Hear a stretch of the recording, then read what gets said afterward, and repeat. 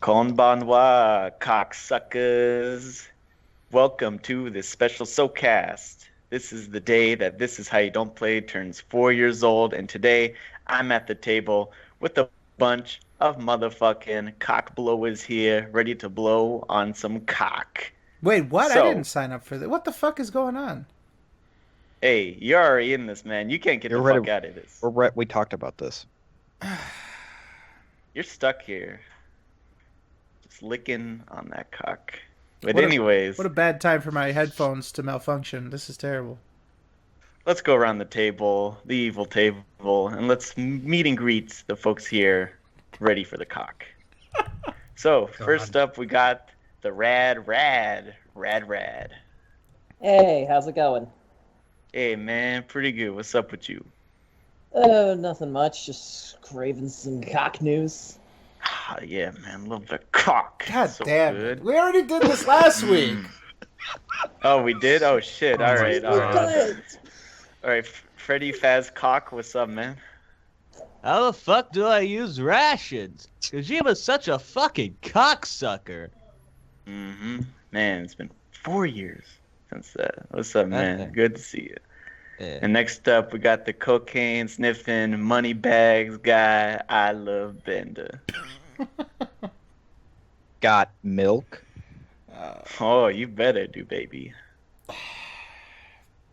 And then we got Yes Mad 520. What the fuck? I didn't equip the M9. What is this shit? You know, you equipped the what was it? In MGS 2 we equipped the The coolant. He equipped the The coolant. the coolant. He didn't I equip didn't the equip the coolant. coolant. He needs to go to court for that. Yeah, I'm sure he didn't. But yeah, what's up, man? Then next up we got Leo Queen up in this. Yeah, put a sock on it. Put a cock on it. Hey, watch your mouth, dude. And then next up, the penultimate guy here in the table, the superior artiste. Bonjour, amigos. Hey, Ohio gozaimasu, sir. Yee. And lastly, at the end of the table, I can see him on the other side, my super special Valentine, Mr. Fred Fucks. I am getting tired of this cockamamie garbage, this cock and ball act.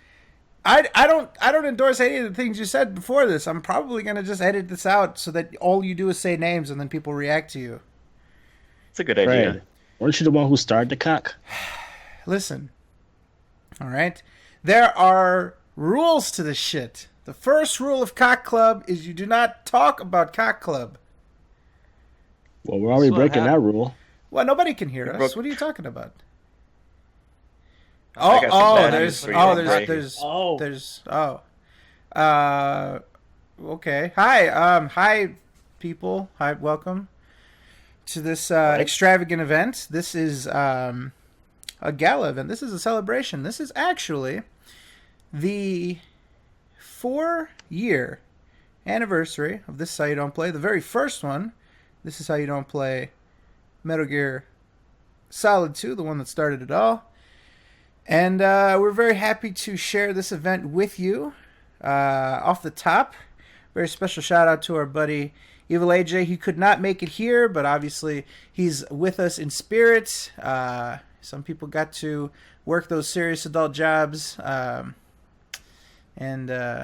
it's a shame. What a sucker! You know, he could just be pumping out videos that other people made for him, but unfortunately, not everybody has that luxury.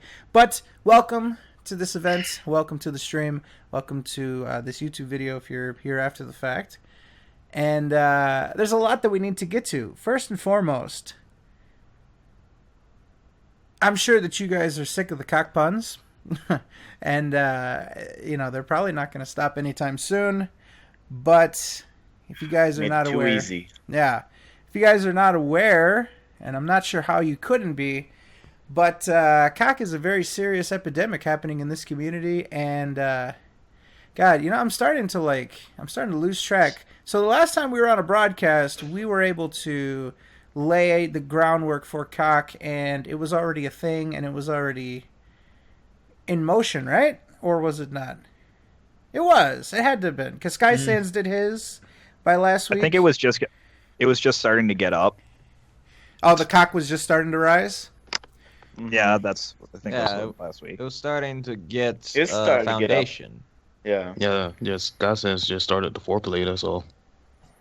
Okay, so if that's the case, then we need to lay down a little bit of groundwork. So, if that is the case, that the last time that we were here with you guys was the Sky Sands cock being posted to KOGaming, we have since then had a flat-out death montage submitted by I don't know, somebody. It was just a death montage of Dark Souls. We then had a Resident Evil 7 This Is How You Don't Play get posted and submitted by a guest of ours later tonight. That's going to be an interesting story to get to the bottom of with you guys. And yeah, so 2 Dark Souls and 2 Resident Evil. There was another one that was very poorly received.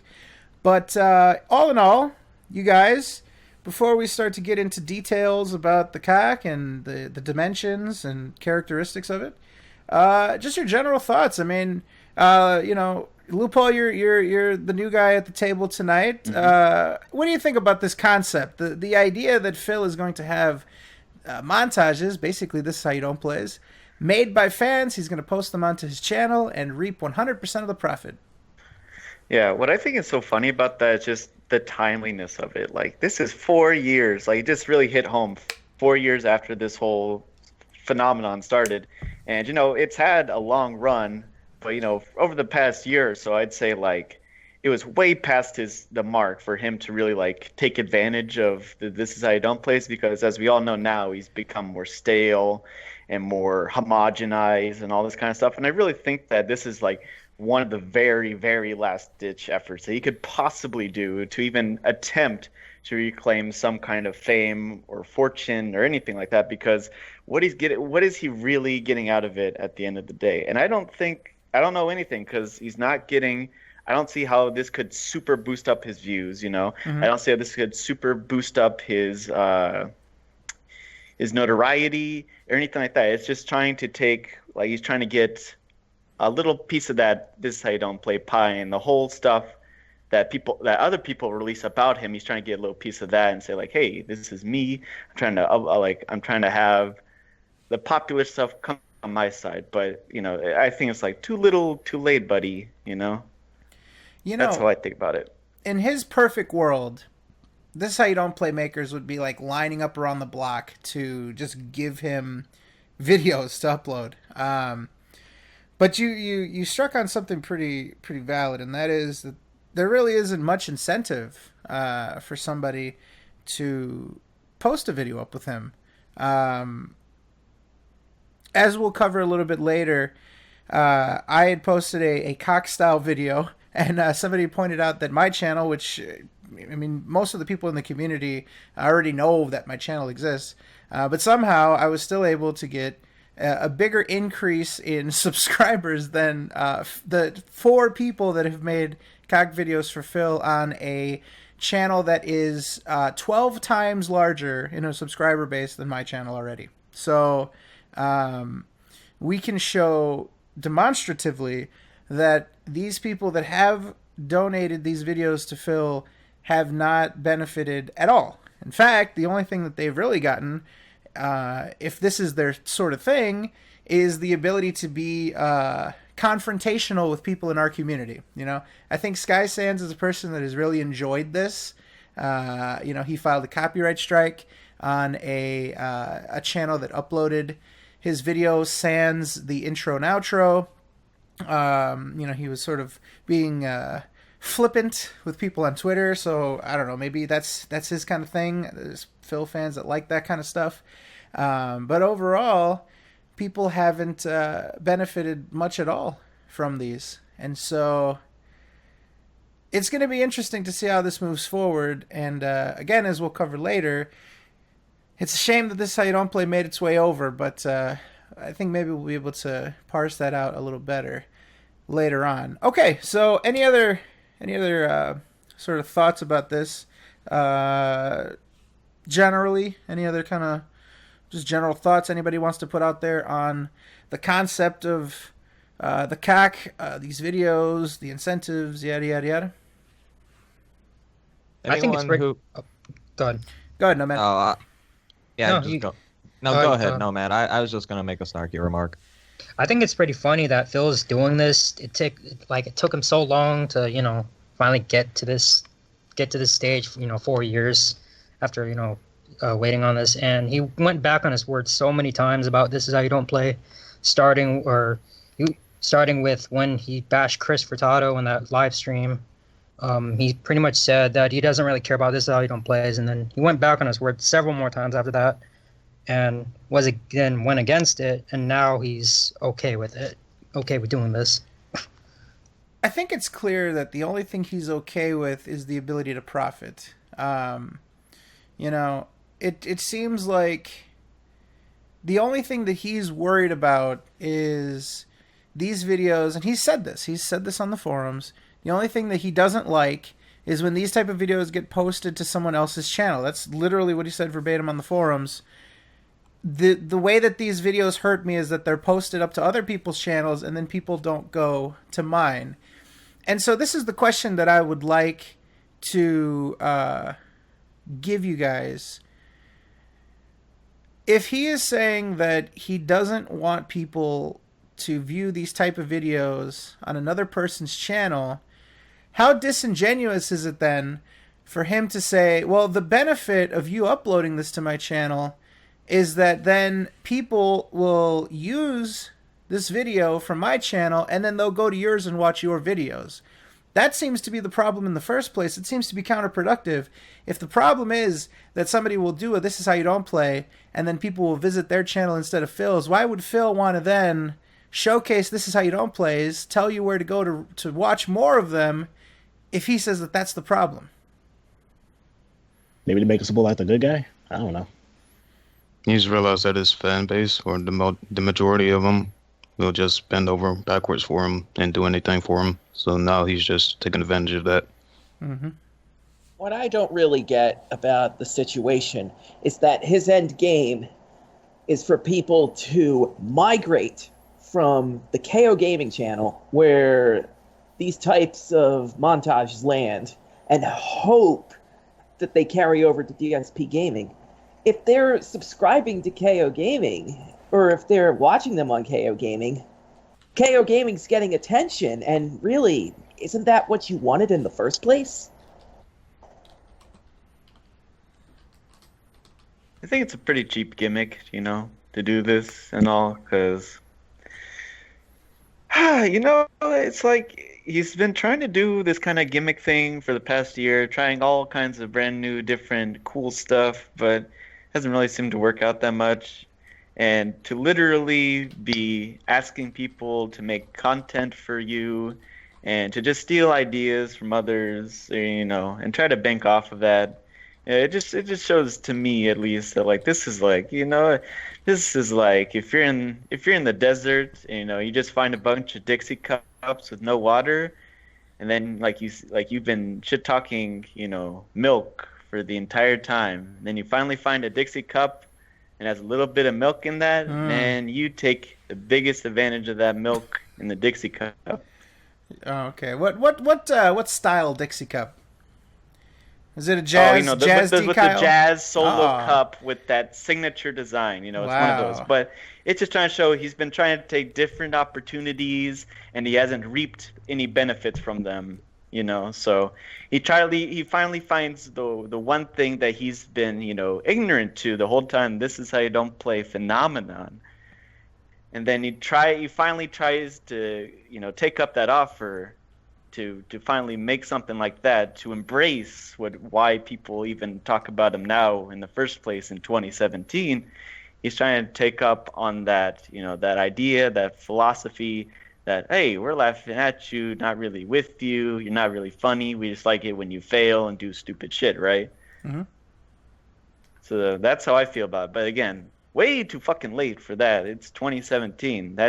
The fucking This I Don't Play came out February 2013, which feels like a fucking it feels ancient, you know. Now, Phil actually goes into some details. So we have a couple videos to watch here. Wait, who's this? Okay. So let me get this queued up. Who is the moderator of this room? Is it Mr. Tyler? Tyler. It's me. Is Tiller? Okay, Mr. Tiller. So first of all, nice background color. That's fantastic. Thank you. Okay, so what we're gonna do is we are going to watch a couple instances where Phil is reminiscing on This Is How You Don't Play, sort of reacting to the negative response to This Is How You Don't Play on his KOGaming channel.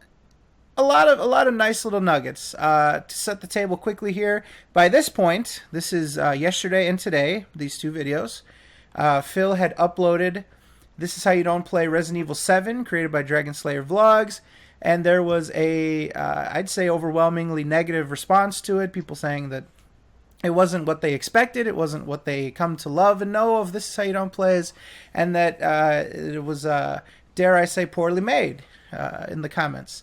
And this is what people were saying. So Phil had taken to his platform, and he wanted to let the people know that they can go fuck themselves. But he says so in more words than that. Are we ready with the watch together link? Yes, I'll give but you guys some Jesus time. Christ, this is some garish color I you can't fucking put look on. at this. Disgusting. It's terrible. Yeah. It's like some definitely cotton candy. befitting of a Tyler Own channel. All right, Yeah. now these two videos were created by some fuckface named Fred Fuck, so we're just gonna have to deal with that. But all right, if you guys are ready, I'm ready. Let's go ahead. Let's have at it. All right. Ready? Call for pause if something happens. Mr. Tyler, be ready on the trigger. Okay. 3, 2, 1. Fred Fox. And of course, the other thing I want to talk about on pre-stream, and then we'll get started. I don't want this to go too long. Okay. I got that fucking fan art. It's fantastic. That was the best one. The other thing is the video that I posted up on KO Gaming last night. This is how you don't play Resident Evil 7. I knew that when I decided to officially approve a This Is How You Don't Play video and start to kind of open up and stop being so obstinate about people making these kind of silly videos and criticizing me and my gameplay and all that, and I knew that it was going to have one hell of a reaction. And boy, was I right. I've seen some great positive stuff. I've seen some ridiculously silly, stupid, negative stuff. I've seen people in the middle. Pretty interesting. Okay. Put it that way. So if you don't know what I'm talking about, all right, go to KO Gaming, youtube.com/KOGaming1. Okay. All right. And you'll see I posted up a video. I've officially sponsored / approved. All right, pause. one of these videos. This is how you don't play, Pause, where pause, people- pause. What does he mean sponsored? What is this sponsored? Did Dragon Slayer? I'd love to ask him. I'm sure we're gonna get a nice answer on that one. Spoiler alert: no, he did not get paid for it. How does it sponsored? Like, okay, I'm not gonna resort to looking at a dictionary definition of sponsor. I'm pretty confident with my grasp of the word sponsor. He had not sponsored this. All he did was given it and just said, "Okay, it's good," and then uploaded it to his channel. That's about it. I don't know how that's sponsoring. I guess this stream is sponsoring all of us because it's acting as a platform for us. It sounded like he meant to say endorsed by, but that good old Phil Freudian slip. Now, he said sponsor a bunch of times. Now, this is not unique. He keeps saying, like, this is sponsored by. And I don't If like he it. sponsored something, it'd be like, oh, hey, you're on Twitter. Hey, here's this video. It's cool on this guy's channel. Check it out. Yeah. And that's what I think sponsoring meant in the right context, correct? Not even that. Sponsoring is like you put your name onto something in exchange for money, right? A NASCAR has a bunch of sponsors all over it, and these people give money in order to have these placed upon there. So to sponsor a video means you paid them for the video. All right. Well, either way, I mean, it's a very weird way of saying it. Yeah. Remember, this is the same idiot who said that he was the father of Let's Plays. Well, he's the adoptive father of This Is How You Don't Play now. The illegitimate father, maybe. Ooh. And He again, stole the child. somebody pointed out the fan art. I think we should have a brief couple seconds here just to say, who the fuck made this? Why the fuck made this? And how the fuck made this? What is this? Is this a doctor masterpiece? I don't know. I don't know, but I love how it's not even the right resolution. You can see Phil's PlayStation home screen on the top and bottom. I was wondering what that was at first. I was like, what is that? Is it bleeding over? No. It just doesn't cover up the whole screen. You can see the top and bottom of his PlayStation home screen. Good fucking job, Phil. Yeah. Good old OBS strikes again. Yes. Okay, let's continue on.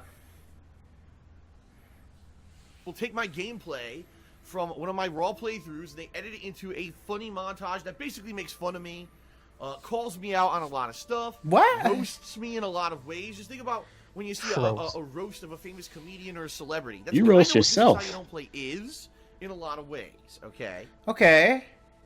So, I posted this up, and some people seem to really like it. They were like, wow, this is a good, positive change for Phil. He's opening up to this kind of stuff. He realizes now, and it's funny because you say, 4 years later, I finally realized it, right? But the thing is, and I'll say this, I've said this before, I'll say it again. There is no handbook. There is no instruction manual on internet fame, all right? There just isn't. And for me, when people started, against my will, not even asking me for permission, downloading my videos and making these montages that seemed to laugh at me rather than laugh with me. Okay. And make fun of me. Uh-huh. And basically say that I suck and Like I'm a a bad person. Pause. Seeing these videos, Wait a minute. There was a couple times that he said he doesn't mind if people download his videos to do montages. So why is it a problem now? He did that. We actually uncovered those back when Litigious Loophole was dealing with the machinima lawyers. Oh, jeez.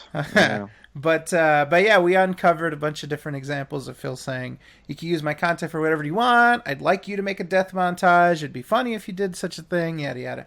But what I'd like to point out is, okay, and we'll hear this again. This is one of Phil's recurring things that he says, is that these This Is How You Don't Plays try to make him look bad, try to say that he's a terrible person, and try to lie about him. Correct me if I'm wrong, but the majority of This Is How You Don't Plays just show his gameplay. I don't understand how you can communicate that he's a bad person based off of his gameplay. This is you playing a video game. How does it communicate, unless your gameplay communicates that you are a bad person somehow? How is the This Is How You Don't Play maker making you seem like a bad person? If anything, it'd be the DSP tries it kind of videos, Mm-hmm. Because those are more about his personal life. Yeah. Those are more about the vlogs. Those are more about the pre-streams. Those are more about Phil outside of just playing the game and holding the controller. Yeah. And it's totally right because, because of that. And also another thing is like, when did he ever give a real explanation other than, I just came to this sudden realization that, they're okay now? Like, did he ever give a real reason? Because I'm new to all this. Okay, perfect question. I was going to point this out. Okay, so this is how this all happened. Sky Sands went on the forums, and this is what I know we covered this last week, so I'm starting to remember a little bit more about last week's show. So we found a forum post from about, a week ago at that time, so 2 weeks ago now, where Sky Sands says, I used to make This How You Don't Plays, and I made them all private because I was ashamed of the comments that were being left, and I thought it was attracting the wrong attention. And so I decided to remove them all. And I would like, though, to make some for Phil and put them on his channel. This was the genesis of Phil having the idea to upload montages of any kind to his channel. The second that this montage was made and posted, people started comparing it to This Is How You Don't Play, because this original Dark Souls best moments was literally just a death montage. Now, it included like 2 instances where he killed a boss, but I mean, you see that in, if you look at the Sebastopol Dark Souls This Is How You Don't Play, it's the same thing. You see him kill the enemy eventually, if not all of them. So based on the fact that people were calling it a This Is How You Don't Play, based on the fact that it was being received as one, then Phil started to say like, oh, well, these montages aren't bad and that yada yada. So it all stems back to the ability to profit. Him now saying, oh, I had a change of heart on This Is How You Don't Play is completely false. And it's just this narrative he wants to spin about maturing as an adult and becoming more of a man, is literally him finding a way to profit, and he needs to try to spin it so that he's not a hypocrite, so he doesn't get flack for it. And so he's saying that he had a change of heart. All right. Well, that seems to make sense. All things considered, I'm glad to be 100% caught up. So, the basic for the layman, the basic idea is money. This is an opportunity for him to generate traffic to KO Gaming, which he has basically let die. He's too lazy to edit stuff together, and he just got done editing a bunch of stuff, and so he's like burnt out on it for the best of marathon of the year. He did like a year-end compilations, and so he's burnt out. He's tired of it, and he would like for you, Loophole, to do his work for him so he can upload it and make some money, and also me. You in specific. Oh, jeez. Well, I mean, see, if that happened 3 years ago, yeah, I could see that. I could see that making sense, and maybe, hey, a positive outcome would have aspired. But now, and is that another thing? Like, did he ever bring? Like, I know he brought up like, oh yeah, 4 years, but like, did he even give a reason why it had to be now, other than earlier? That doesn't make sense to me. Say that again. I know he brought up the fact that it took him 4 years to finally realize that he could use it to benefit himself. Mm-hmm. What did he ever say? Why it took him so long? No, this is just magic. Sure no, it's just magic. It's magic. He said that Do you believe in magic? I guess he does. He said that there's no handbook. There's no handbook to know how to deal with stuff on the internet, and it just so happens that the ability to make money on it has really opened his eyes to the moral implications of This Is How You Don't Play. The ability to make money on his channel has really made him come to his senses on the fact that This Is How You Don't Play are totally fine. Yeah, they're just it's a roast. Yeah, and I asked that because I could have fucking sworn years ago I heard the same exact thing. Like, hey, you should use this to the best of your ability. I'm sure some people in the past have said it. Some people that we might know have said it, but I'm pretty sure like other people have said, hey, you should either make your own This Is How You Don't Play videos or embrace it, and hey, have other people make it for him. Mm-hmm. So I just find it so funny that it's now when the time feels so irrelevant, or it feels far more irrelevant than it did earlier ago. It's funny you bring that up too. Go ahead, Red. I think that's kind of the idea. Where it seems to me that Phil kind of bided his time and waited for the This Is How You Don't Play bubble to burst, so that people who may not be familiar with the label realize that Phil can take the This Is How You Don't Play label and make it kind of his own identity, sort of rewrite the history of This Is How You Don't Play's creation. It's been long enough. Mm-hmm. Is it the... Sorry. Go ahead. No, I was going to say something completely I was just saying, I just don't think it's the right time either way, because I can understand that viewpoint, but still, like, his prime is gone, and, even just the potential that could be sapped out of making a video now is far, far, far less than any other time. That's all I want to say. All right. So one of the things that was going on is, Phil was doing these I'm going to go out of business videos. I really need money. I'm going to lose my fucking ability to do this for a living. I need to do this, that. I'm fucking broke. My business is fucked. In that, people were sort of scrambling to give Phil ideas. And one of the things that kept getting tossed around in the comments and specifically on the forums was, oh, Phil, you should make your own This How You Don't Plays as a business thing. And Phil basically said, no, it's not worth my time. You can see I already did all these year-end montages. I did the Twitch and Chill, and it didn't get any fucking views for all the work I put into it. And so it's not worth my time to do a video, spend hours and hours and only get 5,000 views, yada, yada, yada. And so I think people like Sky Sands picked up on that and said, oh, well, Phil would possibly take my video and put it up, but I need to do the work. And so that sort of spread into an offer, and that turned into an acceptance, and we are where we are now. So Phil did respond to the notion that, to the suggestion that he should make his own This How You Don't Plays by saying, it wouldn't be worth my time and effort to do them. That's about it. So, yeah. Let's continue on. I didn't know how to react. I could have completely ignored them. I could have addressed each individual one. I could have laughed with them and kind of embraced it. And basically, I didn't do the latter. I did most of the former and none of the latter. Now, here we are years later, right? Years and years later, I obviously realize that, doing the things the way that I did was not the right way to go about it. Being angry that people want to basically share my content or a certain aspect of my content is not the way to go about it. What I should have said was, okay, people obviously like to see me fail. People like to roast me. And that's okay because I'm one of the very few YouTubers who's made a living showing 100% of everything I do with games. I'm not popular on YouTube because I have highly edited scripted comedy, right? Where I take out my fails. No, people like my stuff because I show the fails. And so what I should have probably done was embrace this phenomena and said, okay, people like to see the fails. Let's get people making these things, right?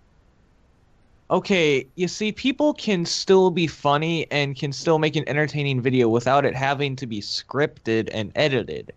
There's people such as Northern Lion who continue to make videos of the Binding of Isaac to this day, and none of those videos are edited, yet they're all very entertaining to those people that are watching.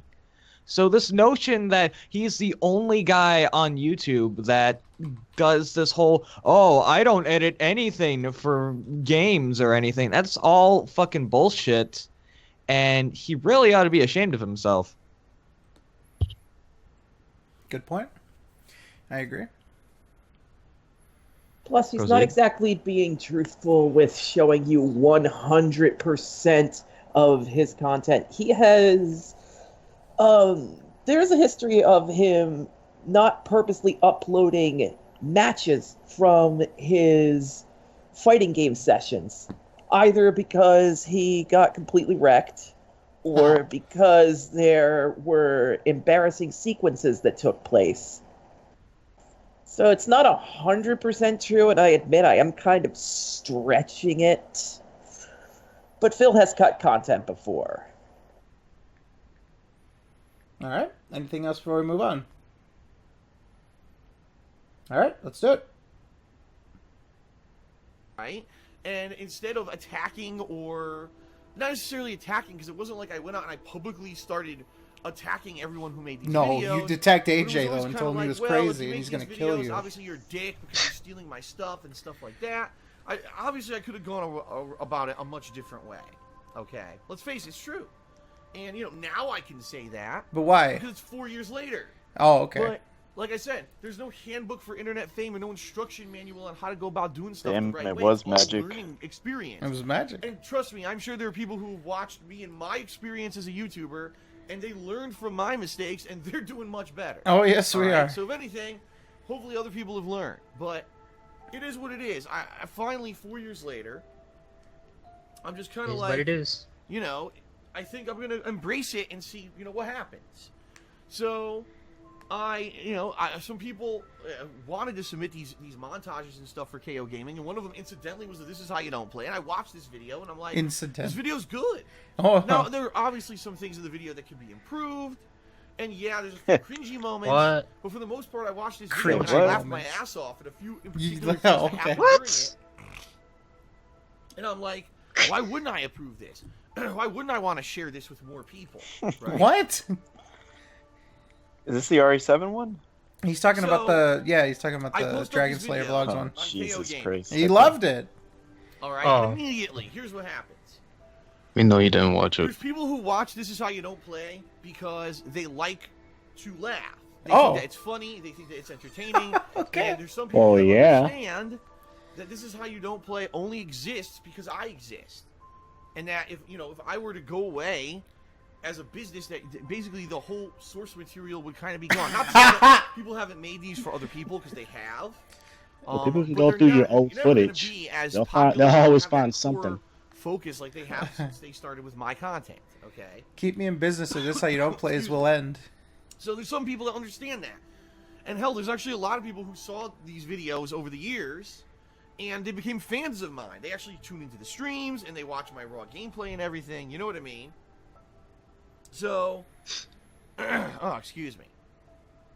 So, those are good. Those are people who kind of tongue-in-cheek understand. They're laughing at me, but they also understand that, you have to laugh with me as well, and not just basically rip me a new asshole and make me look like a horrible person. Because if you do, I won't be able to do this for a job anymore. Pause. What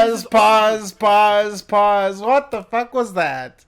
What was that? What was that? What did he just try to slip in there and then just kind of casually walk away from it? What was that? If you guys don't laugh with me and instead laugh at me, then I won't be able to do this for a business anymore. What the fuck was that? Like, why How are those two events related at all? If you laugh at me, then my business ends. How is that a thing? How is that a thing? I would posit to you, all right? I would offer to you that at least half of his audience laughs at him while they watch him. Like, they don't just watch him because, oh man, let's see how Phil handles this. They want to, like, laugh at him, and maybe they don't go completely hog wild and head on over to our side of the street, but they watch his stuff to laugh at him, because Phil is an incompetent gamer who blames the developers, who displaces blame onto anything but his own actions. And so there's a lot of humor in that. For a while, I was watching his content with that skew to it, that I would watch him in a, I don't even know how to put it, not sarcastic, but I would watch him in a ironic way. Yeah. I just wished AJ was here. I bet he's got plenty of stuff to say about this fat fuck. Okay. Oh, hey. Those are negatives. That is very, slander. yeah, you're going to put him out of business with some talk like that. Yeah.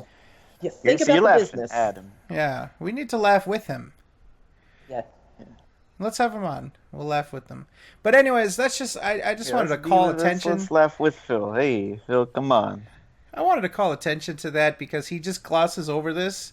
He just sort of like imprints this into the minds of his hardcore fans that, like, if there are people that are laughing at me instead of with me, then I'll go out of business and you don't get content anymore. And he also tried to make the case that without him, there would be no This Is How You Don't Play. So he has superiority. He is above the This Is How You Don't Play makers, because without him, there would be no us. Look at that.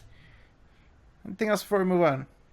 Not to mention, if This Is How You Don't Play didn't exist, I have a feeling Phil would be worse off because he wouldn't have that amount of viewers migrating over to his channel should they want to see more of his hijinks. I agree with that. That video went viral, and so I'm sure that there was some sort of residual secondary benefit to him. You know what I mean? And not to mention, and this is more importantly, this is how you don't plays have been going on for years now. And you're still in business. They clearly haven't hurt you or put you out of business.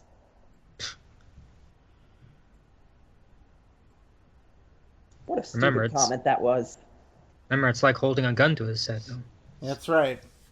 Well, see, almost but now you're holding the gun with him. Oh yeah. We've got two guns. We're gonna hold the gun with him and not at him. Yeah. He has his hand on the gun. We have our hand on the gun. It's sort of it's like a bonding thing. Yeah. It's a double barrel shotgun, and we're standing in front of it with him. All he needs to do is the shotgun tutorial to find out which button to press. Well, I would put my money on right trigger. All right. Anything else before we move on? Tyler, press the play button. People that watch these videos, and they're just malicious, immature fucking dicks. Oh, that's not nice. That'll win them over. That'll win them over. Necessarily for a laugh, but because they're malicious. These people actually want to see me burn. They want to see my business fail. They want to hurt me in any way they can.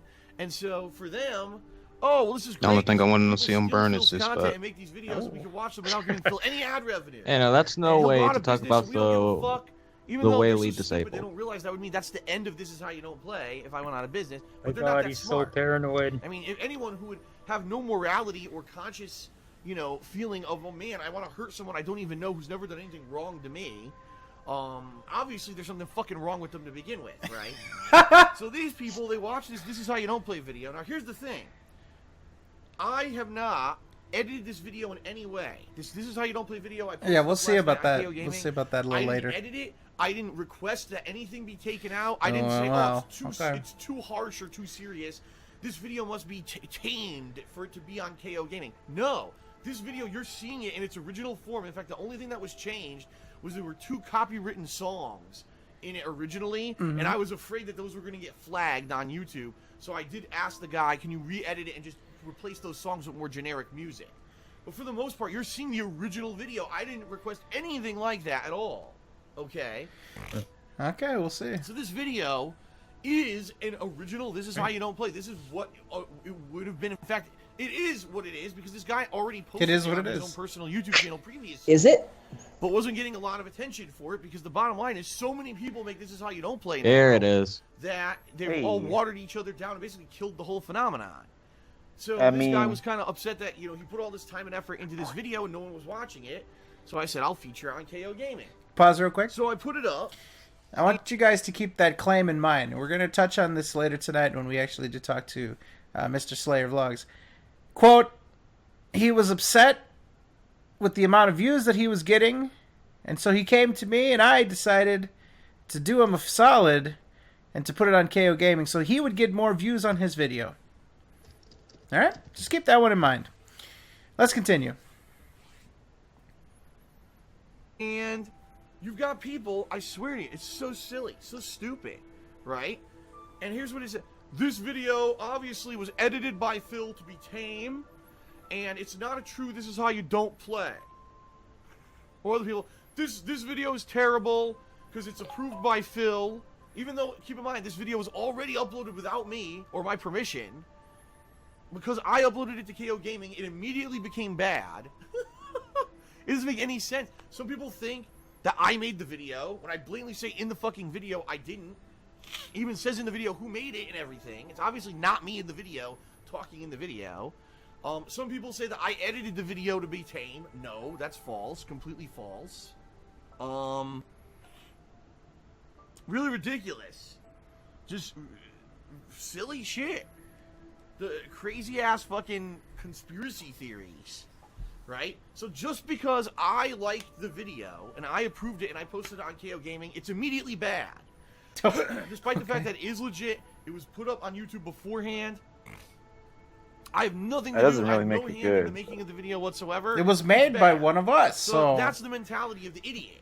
That's the mentality of the dumb, immature moron Jeez. who doesn't understand the whole mentality behind This Is How You Don't Play is supposed to be, yeah, we're making fun of Phil. I love how he's but we're not defending necessarily This Is How You being Don't so Play. malicious that we want Phil to fucking fail and have his business fail and, you know, have all this horrible stuff We've come happen full to him. circle. There's actually a group of people out there that are so mentally deficient that because they watch those videos, this is what they think. They actually That's think the I'm word of the a day. terrible person, and they wish death upon me, and they wish that people would come and beat me up. What and is steal all my this? shit and burn my fucking house down. Wait a minute! Stop! Pause! Pause! Think people want to burn his house down and steal his shit. Like, what are these? What is this? Whoa there. What is What this? type of straw man bullshit are you pulling out of your ass this time, Phil? People would watch This Is How You Don't Plays, and then they would wish death on me and hope that people would come and beat me up and burn my house down and steal my shit. What the fuck is he talking about? And that's if you think a Talk video is about bad. I'm a clean.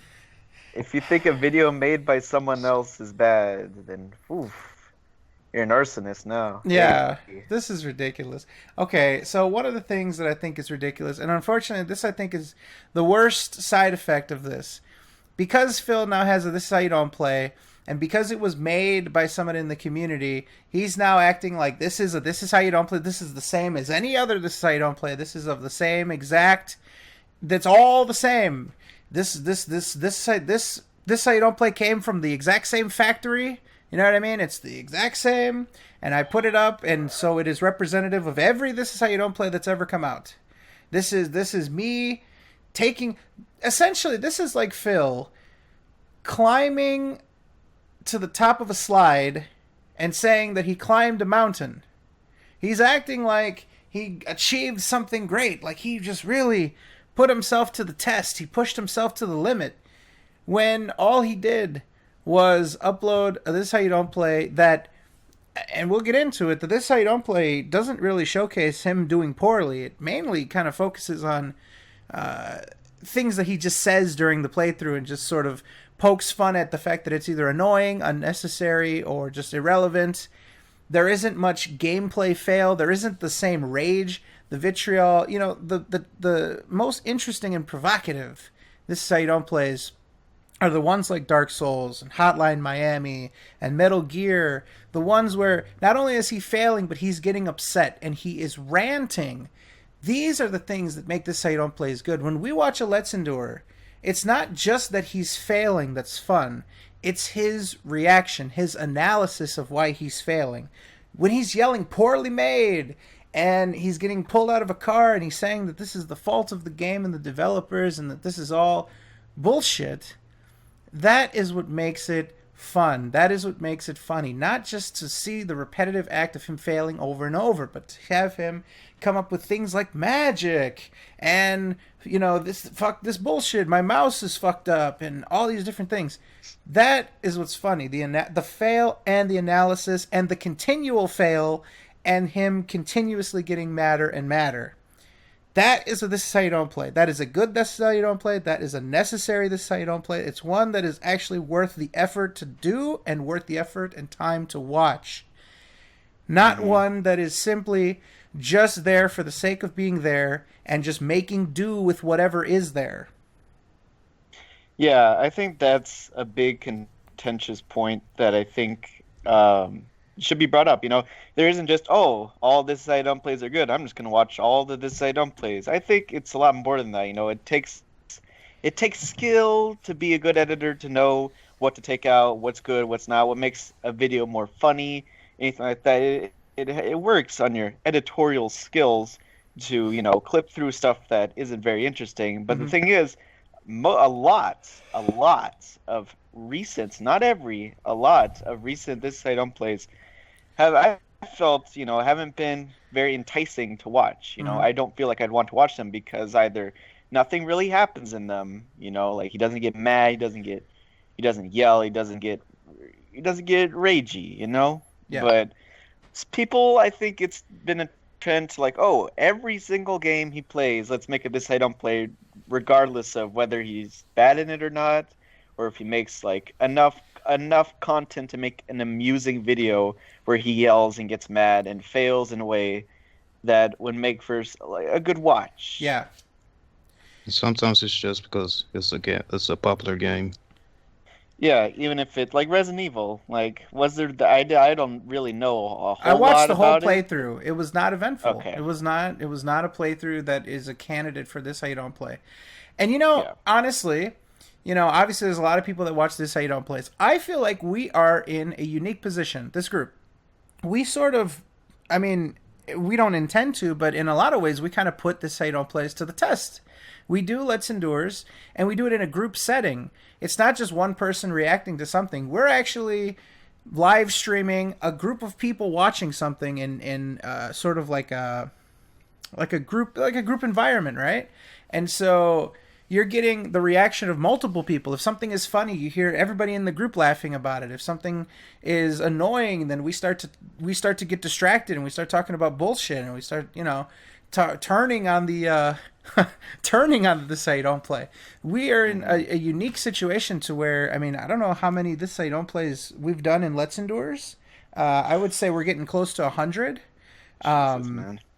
But I mean, we have, in a way, sort of reviewed This How You Don't Plays live and uncut. I mean, that was, you know, that's what we do. We watch This How You Don't Play.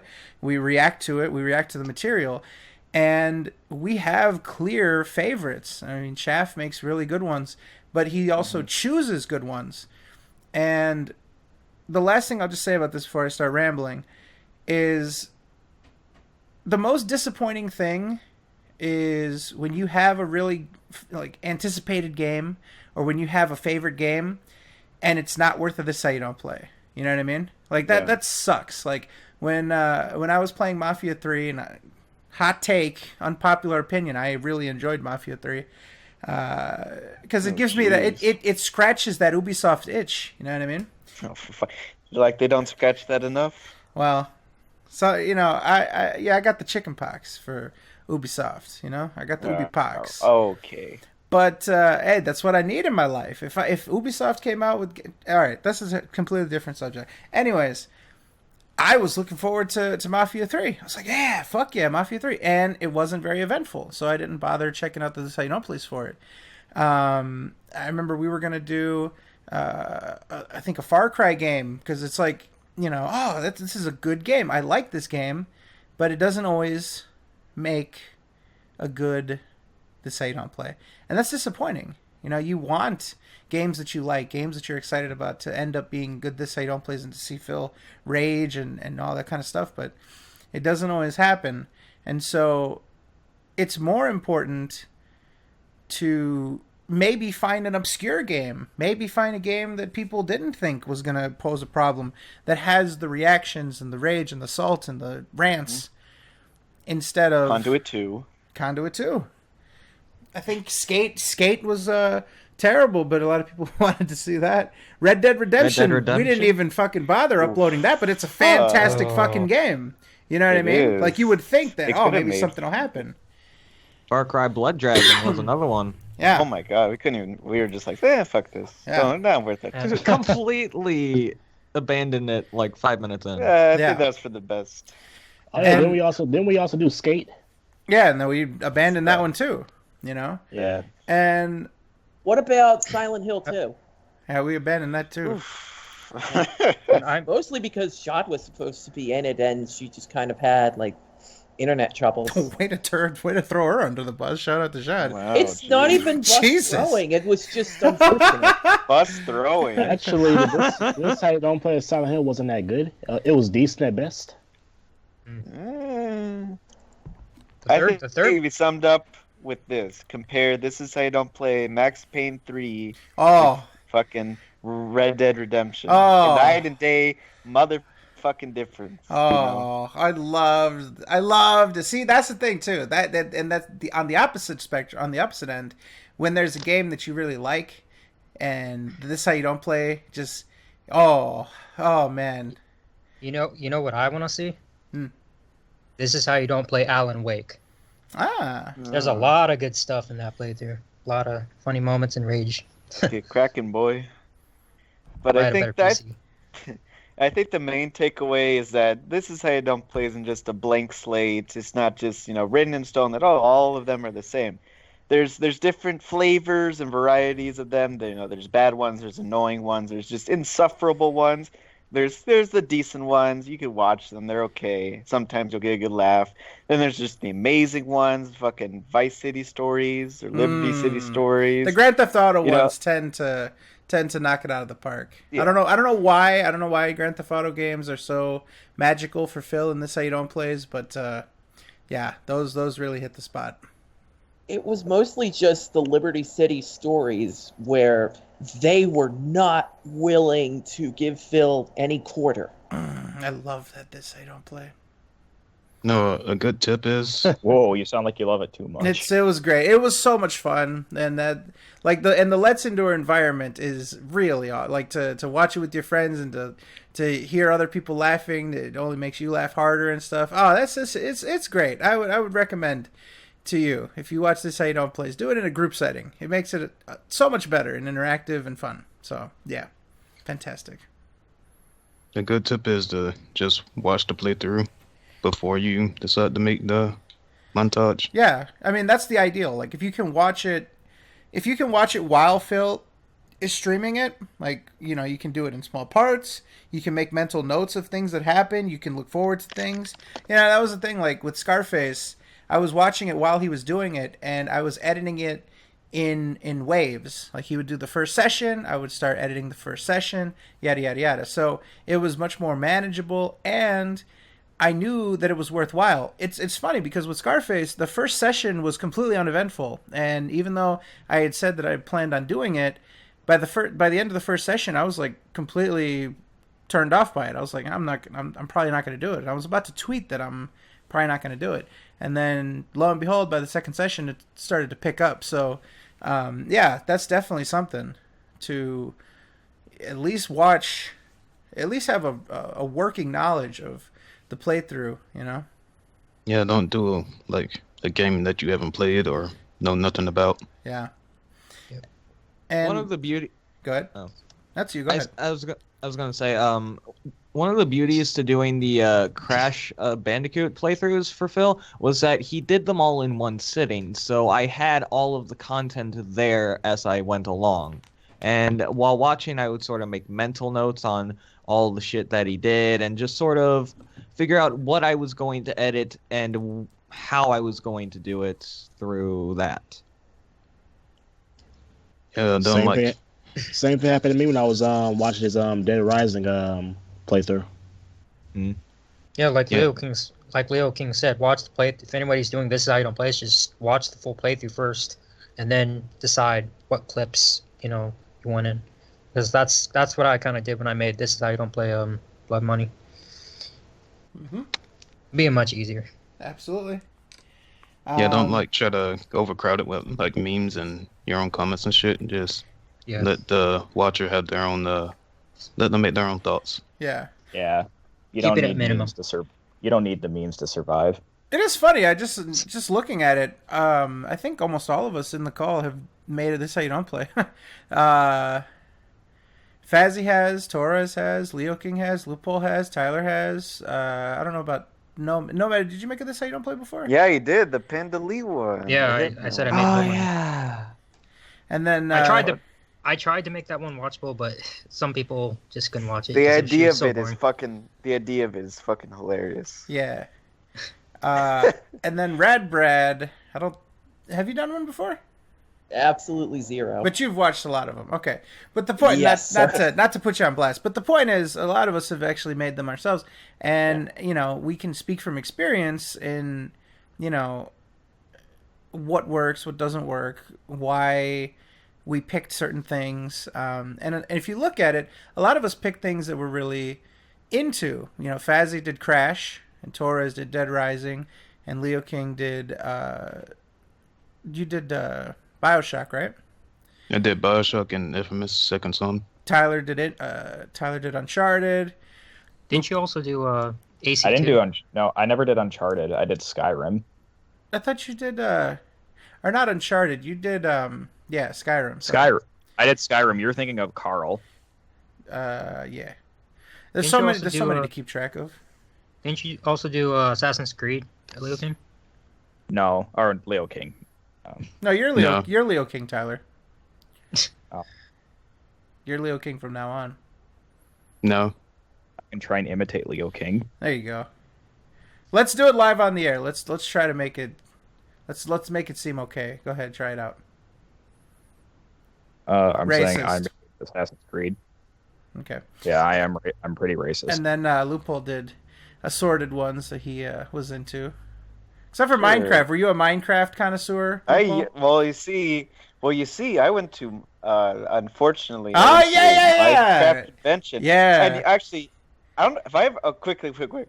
Minecon 2011, I went there, regretted. Anyways, in the same room with the one and only KG Hailing, in the same room as that guy. Well, I mean, you know, God. they had to get you guys out of that room. You guys were there by yourselves in the dark, probably without pants. That's inappropriate. Indeed. The It same was bad. the same But yeah, hotel room, right? Is that what you were talking about? I wish. Okay. All right. Well, all right. Enough of that. The point that we were just trying to make, I think, the grander scheme, just to wrap this all up, this tangent, is that it is true that a lot of the How You Don't plays that are coming out may not be the most appropriate, and sometimes when we're looking for this How You Don't plays to do for Let's Endures and stuff, sometimes we kind of feel like maybe we're running out, and that's not to say that people are making bad ones. It's just that like we've sort of covered the notable ones. Like, we sort of cast out a net. We asked people to vote for things in the Google Doc, and they sort of voted for the most notable ones, the most noteworthy ones. And now it's basically us sort of, yes, going by request, but also just trying to find things that, that are going to interest us, that are going to make for good endures and stuff like that. Unfortunately, not a lot of them are recent. And, so it seems like, and I've said this before, I think that Phil isn't changing, but I think the games around him are changing. You look at when Phil of 2016 plays a game from 10 years ago, you get classic Phil. But when you see Phil playing all these modern titles that I think are easier and intended to be more mainstream, then he's got checkpoints. He's got, easily identified objectives, mini maps, regular maps telling you exactly where to go, exactly what to do, waypoints. He's not playing cryptic games that punish you for fucking up. He's playing games that are very accommodating. And so there aren't opportunities for him to rant. And so newer games don't really lend themselves to this How You Don't plays unless they are basically marketed as being hard. The Souls games, Fury, Hotline Miami.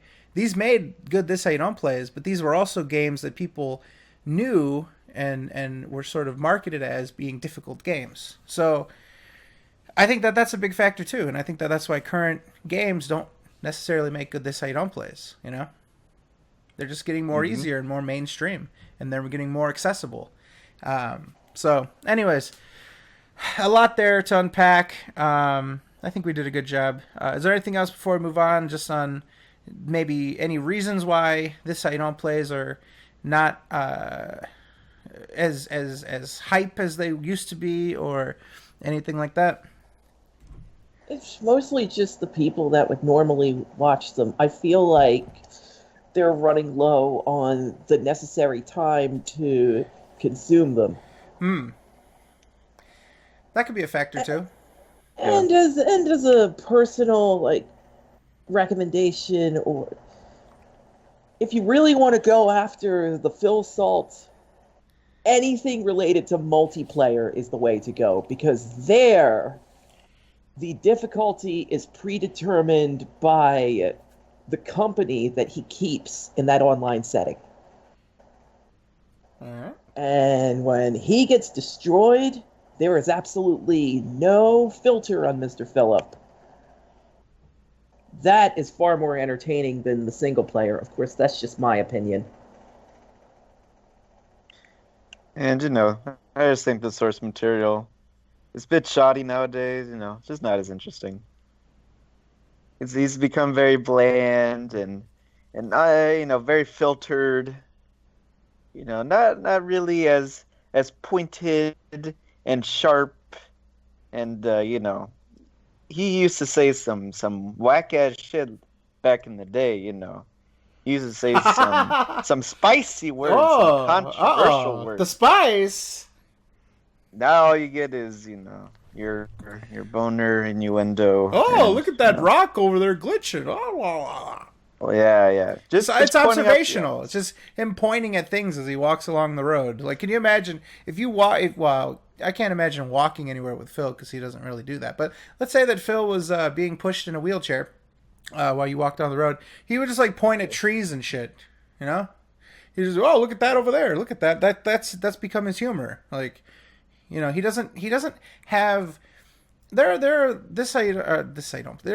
are people that do Let's Plays and stuff like that that are more like conversational. Like they talk about a topic or they tell stories or they, you know, do shit like that. Phil just points and laughs at things on screen. He sees what he sees. Yeah. Yeah. He calls them as he sees them, huh?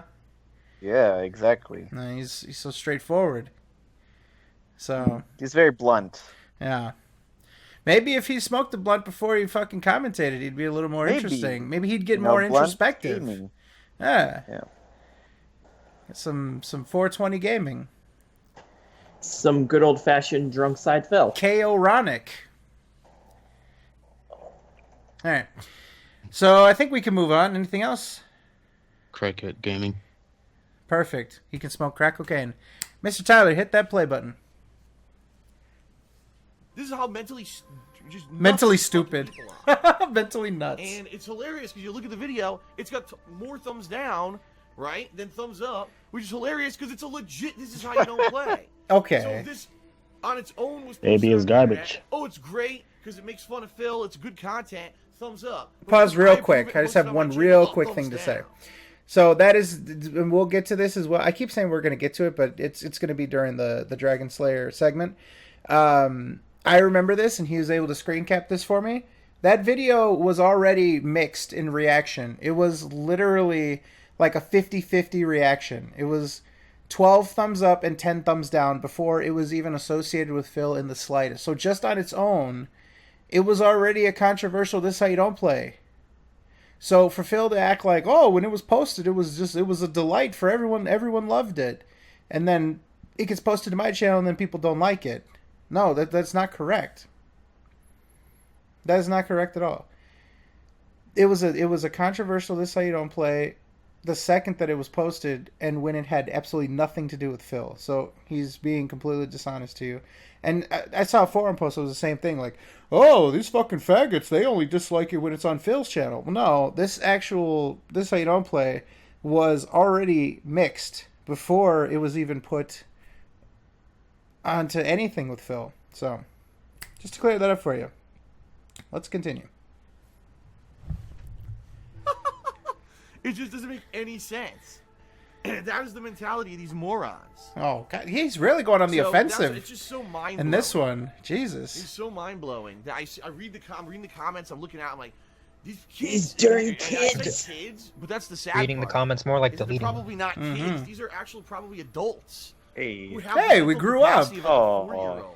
Oh, And the things that they grown say up. and do, no actual conscious, intelligent thought, no morality, nothing. Jesus. Intelligent. Complete and utter spewing of shit onto the fucking internet because it's anonymous. Because they disliked his Sorry. video. Because they disliked his so video. crazy. And I read it, oh my god.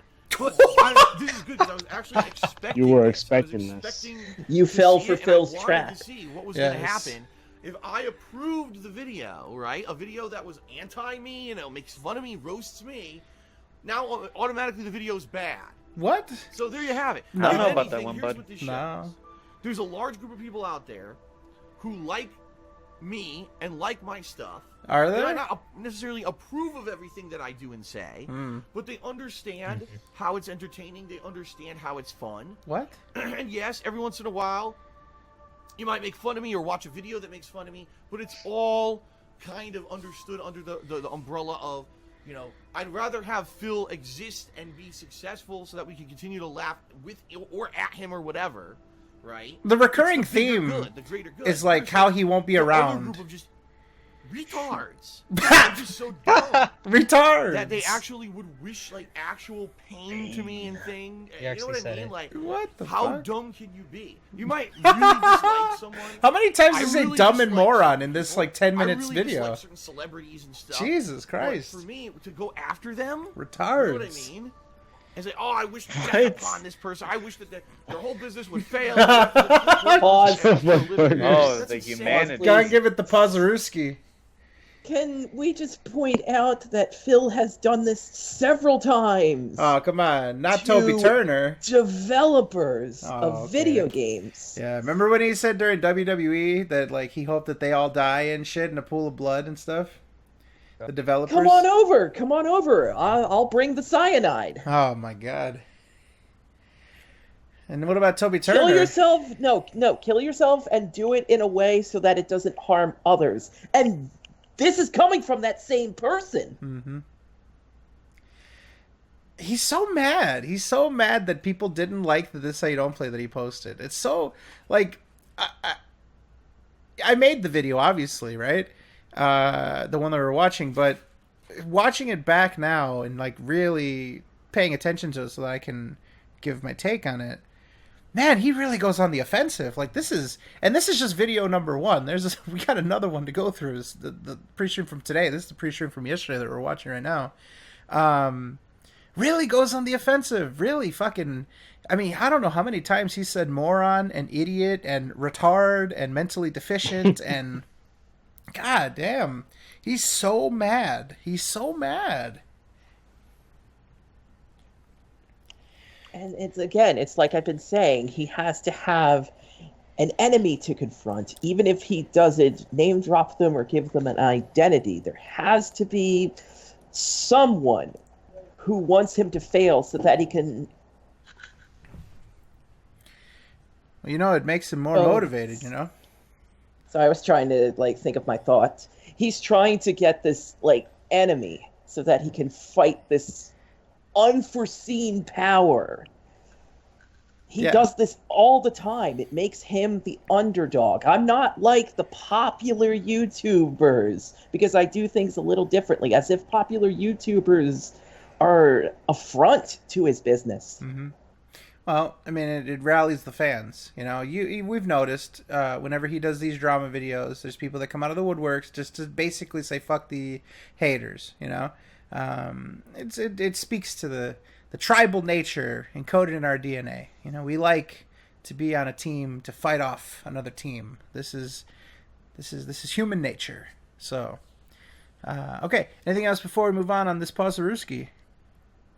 Mr. Tyler, triangle shaped button. That is insanity, and there's a group of people. This is how they think. Like, what? That is mental deficiency. And that's no why way it's to so talk funny. about your viewers, I Phil. challenge you, go read the comments on the video, because you'll see there's two completely different groups of people.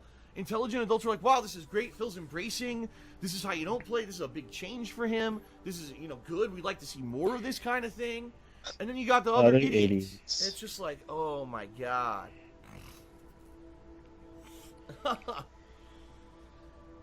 So anyway, I just, very interesting.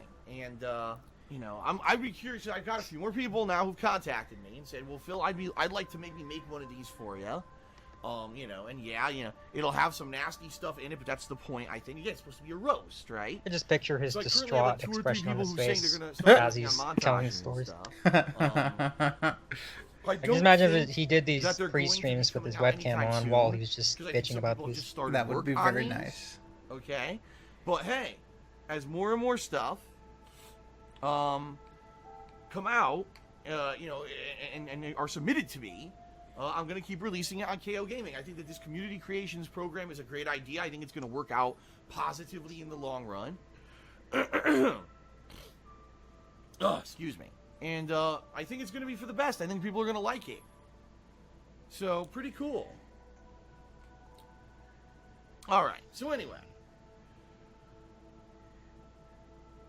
Let's go ahead let's start with For Honor here, and see what the campaign is about. I'm curious. Let's see what they've done with this. All right. Nice silence, by the way. Yeah, who edited this fucking video? What Sorry, is there's this? one really annoying person in the stream that was bothering me, and I got rid of him. Looking at that stream chat. All right, folks. Let's. Wait, pause the Ruski. All right. So there's something that has been bothering me. It's been on the tip of my tongue for a while now, and I finally figured out why and how I want to phrase this. Phil is talking about how he's embracing and endorsing This Is How You Don't Plays, but the only ones that he's embracing and endorsing are the ones that are going to be posted on his channel. Do you think that Phil actually embraces or endorses any of This Is How You Don't Plays in concept or just in principle that are on other people's channels? So does that mean he likes the other ones? Absolutely not. No, Absolutely not. no. He's embracing the ability to make money off of them on his channel. That's all he's embracing. He's embracing the ability to put his fucking fans to work for him. That's it. That's all. He's not embracing This Is How You Don't Play. This is a fucking lie. This is a complete fraud to make himself look good. He's gonna point, and I'm telling you what, this motherfucker is gonna point to this day, this event, him posting that shit to his channel. You're going to hear about this shit for years. If he goes on and stays on YouTube for years, whenever he gives a speech about how he's made changes and how he's adapted and how he's matured, the list is going to be, I went back to Twitch, I adopted direct capture, I embrace This How You Don't Play. Those are going to be the things. You know what I mean? That's up there with, I improved the quality of my stream, blah, blah, blah, blah, blah. This is going to be propaganda for years to come. This is going to be something that he dangles in front of his detractors as a defense. Oh, I put a This Is How You Don't Play on my channel. Haha. It's not a big deal. It's literally nothing. And all this is a program for Phil to prevent his channel from dying. KOGaming is completely neglected, and I think he realizes that when he had that viral video from 4chan, that he let the channel die because he's lazy. He wants to focus on the unedited gameplay. That's the easiest thing he can do, and it gets him a good amount of money, a consistent amount of money. And so, taking a few hours to edit videos is not in his calculation. It's not good for him. And so, this is the new thing. Let's have people put my KOGaming channel on life support for me, but I'm not going to do the effort. That is delightful. Yeah, he mostly says all this so that in the eyes of the public, he looks like he has a more positive attitude. Mm-hmm. When in reality, he has known, and he has stated as such, that This Is How You Don't Play's damage his image and turn people away from his channel. Completely ruins everything. Yeah. Ruins his business, threatens his life, threatens his livelihood, threatens his family, his reputation, his future in general. Anything else before we move on to the next video? All right. This one's a little shorter. This one's a little more succinct. Let us begin. All right. Click the triangle button, right? The triangle-shaped button. The Dorito. Wait, who's this? Fred Futz? Fred Fox. What a faggot. It's funny because, so many people... Yep. Oh, look at that God, fan Phil's gonna art. put up with this Oh, look how at you that. don't play video, That's and fucking this is gonna be disgusting. bad, or The this is gonna be doctor, good, a the lot of doctor must be back different in business. feelings What the about fuck? it. Okay. His fan art is always In my fucking opinion, it's disgusting. gone well. It's gone very well. Despite the fact that the brain-dead, drooling fucking idiots... Whoa there. Hold up. Because they like the Brain look dead. terrible and basically not really even rip me a new asshole, but basically lie about me and blatantly make me look like an insanely bad person, so that Actually, they never swear watch one my off. content again. Outside of those people, people seem to like it, and or they say it's not good, but it's not bad. Here's some criticism. And that's good. That's a good thing because first of all, I didn't make the video. That's number one. He loves And number saying two, that. You know, I didn't if make we that get shitty people video. who want to do this style of video for KO Gaming with the community submissions program coming up, and they see constructive criticism, they're going to be able to take that, and they're going to be able to change it into a better product, and that's what people need. You know, a lot of people are saying too many memes, too much of an intro with the guy kind of talking on the cam. Maybe if he'd done it for like a minute, it would have been good. Instead, he went too long and stuff like that. That's good. That's good, positive, constructive criticism, and that's awesome, and that's okay. That's the difference between this video wasn't good because of this, and here's constructive criticism, or this video wasn't good because, you know, it didn't say that Phil was a Nazi and a pedophile. Whoa there, hold on. Pause, okay. He's his friends like Who ever said that? Who was fans still like calling shit, you a pedophile? and he's a horrible person. You should never watch his videos. It didn't say that. This isn't good. Who's It's calling like, you boy, a if Nazi? think that, Who's you're calling you a fucking retard, pedophile? Because What that's- this say? well, Okay, pause. that's Give us the Pazaruski on that. laughing community. with someone. and, Pazaruski. Thank you. Okay, so what This Is How You Don't Play goes out of its way to call him a pedophile, a Nazi, and a terrible person and a thief. I think he's Again. confusing This Is How You Don't Play is with DSP Tries It. If he tries it, yeah. That's what I was thinking too. Yeah. This Is How You Don't Plays are almost exclusively focused on the gameplay. The closest thing that ever make him look like a pedophile was that Walking Dead one. Yeah, Other than that, that's it. That's his direct quotes of him during the gameplay. You know what I mean? Like, this is the product that he is putting out to people. Well, all of it is. All of it's fair game, but just in particular, this is his flagship product. You know? But wait, wasn't that thing about The Walking Dead? Wasn't that a DSP Tries It as well? I think it was. That was Walking Dead season 2.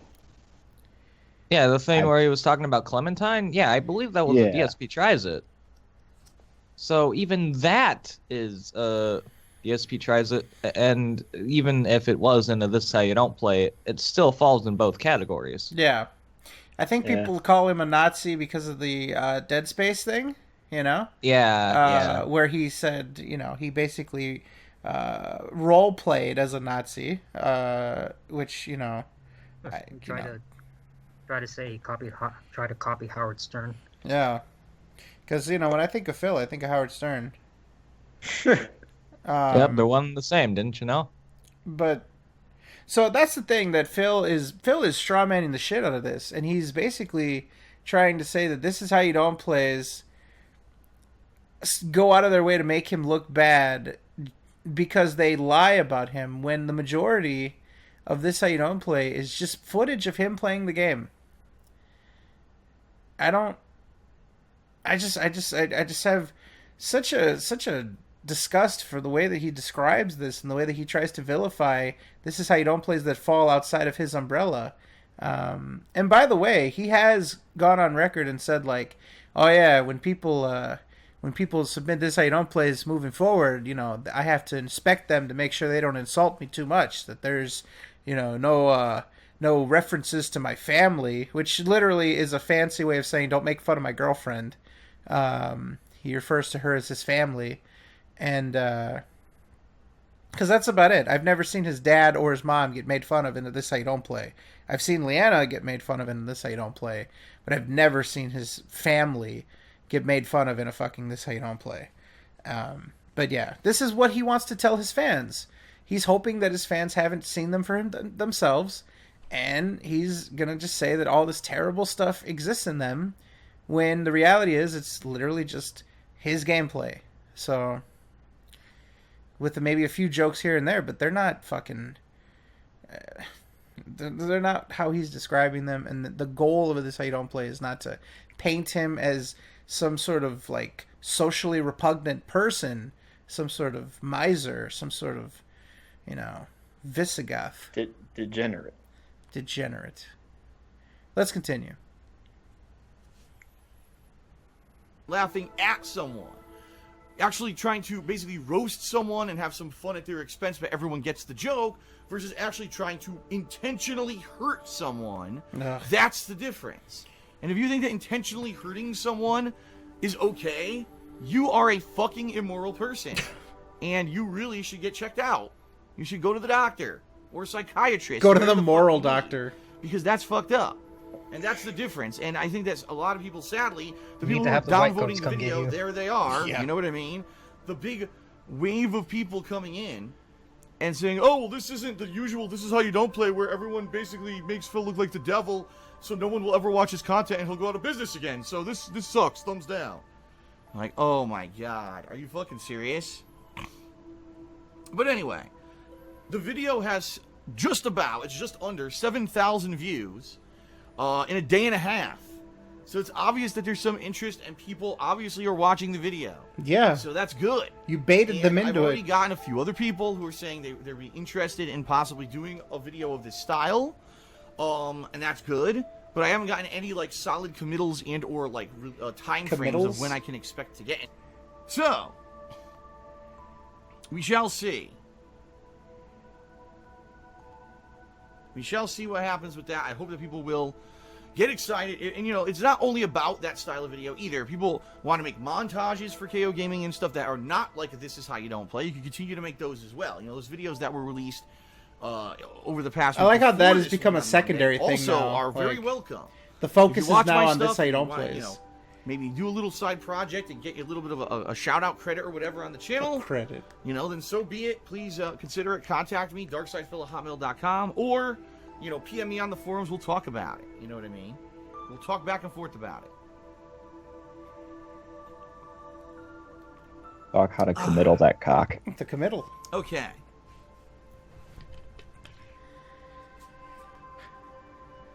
So, hopefully, alright, hopefully, KO Gaming will now continue to be a mix of content. It'll be me reviewing games when I finally finish them and I get the chance to do it, me doing kind of first impressions videos and stuff like that, every once in a while doing a special project or a montage or something like that, and then other people also submitting their content. That's going to be the main thing kind of on the make it fucking channel. an interactive channel. It's not just about me constantly putting stuff out, but about sharing my playthroughs and everything with everyone and what people liked about a certain playthrough and stuff like that. I actually had someone who contacted me and said that they may do kind of a retrospective series about all the From Software games that I've played, starting all the way back with my original run in Dark Souls and how absolutely god-awful terrible I like did. a mishmash of all the games and in then one This I Don't Play? that to say the modern games of From Software that I've played to show my improvement and how I've learned in things. So, and how I you know, we'll see. unlearn them. That could be pretty good. Again, the thing is, I haven't had any committal. It's not like, oh, I'm definitely doing Committal? Why does it it keep nothing using like this that. word? I'm going to So look it'd be this great up. if when it happens, but I can't We're gonna really committal promise to you his guys cock. anything about I've heard of non-committal like as a noun, but All right, so we're gonna get started here momentarily. committal is I gotta not. say one thing to this moron, this notorious Clint, who I've now banned from Stream Chat, but he's such a moron. I watched this video about Phil's Dark Souls Redemption run, and in this video it said he looked at Stream Chat 2,000 times. What the fuck? Not Why a do you clown. use that It's called- voice? that's what you do. You turn when into a operate spooky a fucking ghost. live stream. Every time I looked at Stream Chat, I wasn't getting handheld and being told how to beat the fucking game, you idiot. When you're running a stream, you need to constantly be checking the quality. Is the stream running? Is the quality of the stream good? By the way, right next to the Stream Chat, I have the actual stream playing, so I can see, is it choppy? Is it fucking up? People tell me on stream when there's issues with audio or something's desynced or something. You have to constantly be looking at Stream Chat when you're streaming. There's just no way about it. If you close the Stream Chat, which I've done before with some games, and if something goes wrong, you have no idea. So unless I'm doing a game that absolutely needs to be played completely blind, like maybe a brand new game that's narrative based or something, then okay, I'll have Stream Chat closed. Not a game from fucking 2010. Or was it 2011? No, 2011. I mean, you have to be a complete brain-dead idiot to say shit like that. You looked at Stream Chat 2,000 times, therefore, the entire playthrough's illegitimate. No. What that means is that you are a fucking moron. That's exactly what it means. It's obvious you've never run a live stream before, you have no idea what you're talking about, and you should go put your head in the fucking toilet and flush. Get all that bullshit out of your fucking ears. Jeez. So dumb, these fucking people.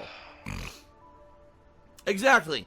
Some of the Stream Chat X Game opponents. Other Soul streamers can look at chat whenever they want, but not Phil. Only Phil. Only Phil. But you called it the redemption run, though. Morons. like this was advertised as you evolving and learning. All right. Anyway, and you redeeming It's time yourself to for how start. shitty you did before. Okay, so that is that's the 2 video materials. Thank you very much, Mr. Tyler, for the fantastic pausing and playing. Appreciate it. Okay, so I guess we'll just go around a little bit more before we get to the next segment, which is going to be our guest, number 1, Chaff, who dropped a great video, and, you know, I'd like to get his take on things. So, I don't know. I mean, is there anything else that we want to say before we bring in another person into the mix? That final bit in the video demonstrated the type of people that Phil is afraid of. These are the people that Phil sees manifesting out of This Is How You Don't Play, where they latch on to one ridiculous statistic or moment or trial, and they see, oh, that's Phil. That's the type of sequence he is afraid of. And he is constantly saying that he wishes he could have reacted better to This Is How You Don't Play. And we see him reacting well to somebody reacting to a This Is How You Don't Play. He absolutely refuses to learn, to think of his own words and apply them. And this is yet another example of that.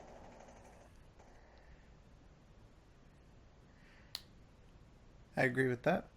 Yeah, I mean, you hit the nail on the head. I think that there is a really weird emphasis on the reaction. I don't know why he's so focused on people's reaction, you know? I don't know. I don't know if maybe he's trying to create more controversy about this. You know, putting on This How You Don't Play on his channel is like the forbidden fruit, right? That was my first thought when he said he was going to do it. I was like, well, this is going to get views and attention because people are his audience is so programmed to think about it as the enemy. You know, This How You Don't Play is deadly. It ruins Phil. Phil hates it so much. It's sort of like Kojima, right? The meme with Phil and Kojima and his fans. Oh, Kojima's on screen. Let's see Phil freak out about it. This How You Don't Play is that times 100 because he blames it for his ability or lack thereof to make money, his downfall, really. And so I thought that it would get attention for that, but he acts like, oh, I expected it, but then he goes on the offensive for 2 days in a row, calling people morons and all that stuff. That doesn't seem like someone that expected it.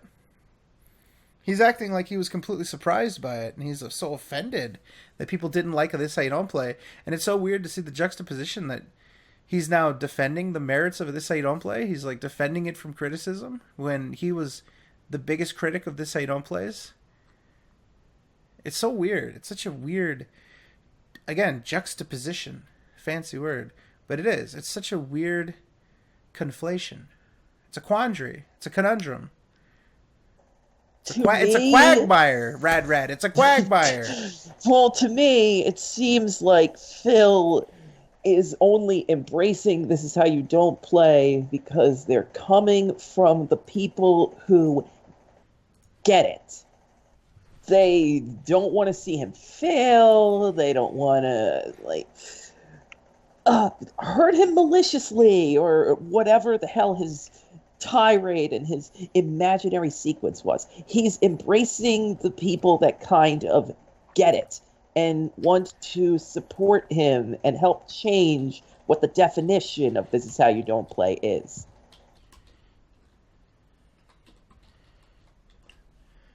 Very much so. I agree. I was distracted because I'm getting chaff, but nobody respond. I didn't want to leave you hanging there. Like that happened to you a couple times where like you made a good point and everybody's just sort of like just yeah. So I didn't want to leave you hanging, man. You've been making good points. I don't want you to feel like you haven't. You've been making very good points. It's just I think I was distracted there.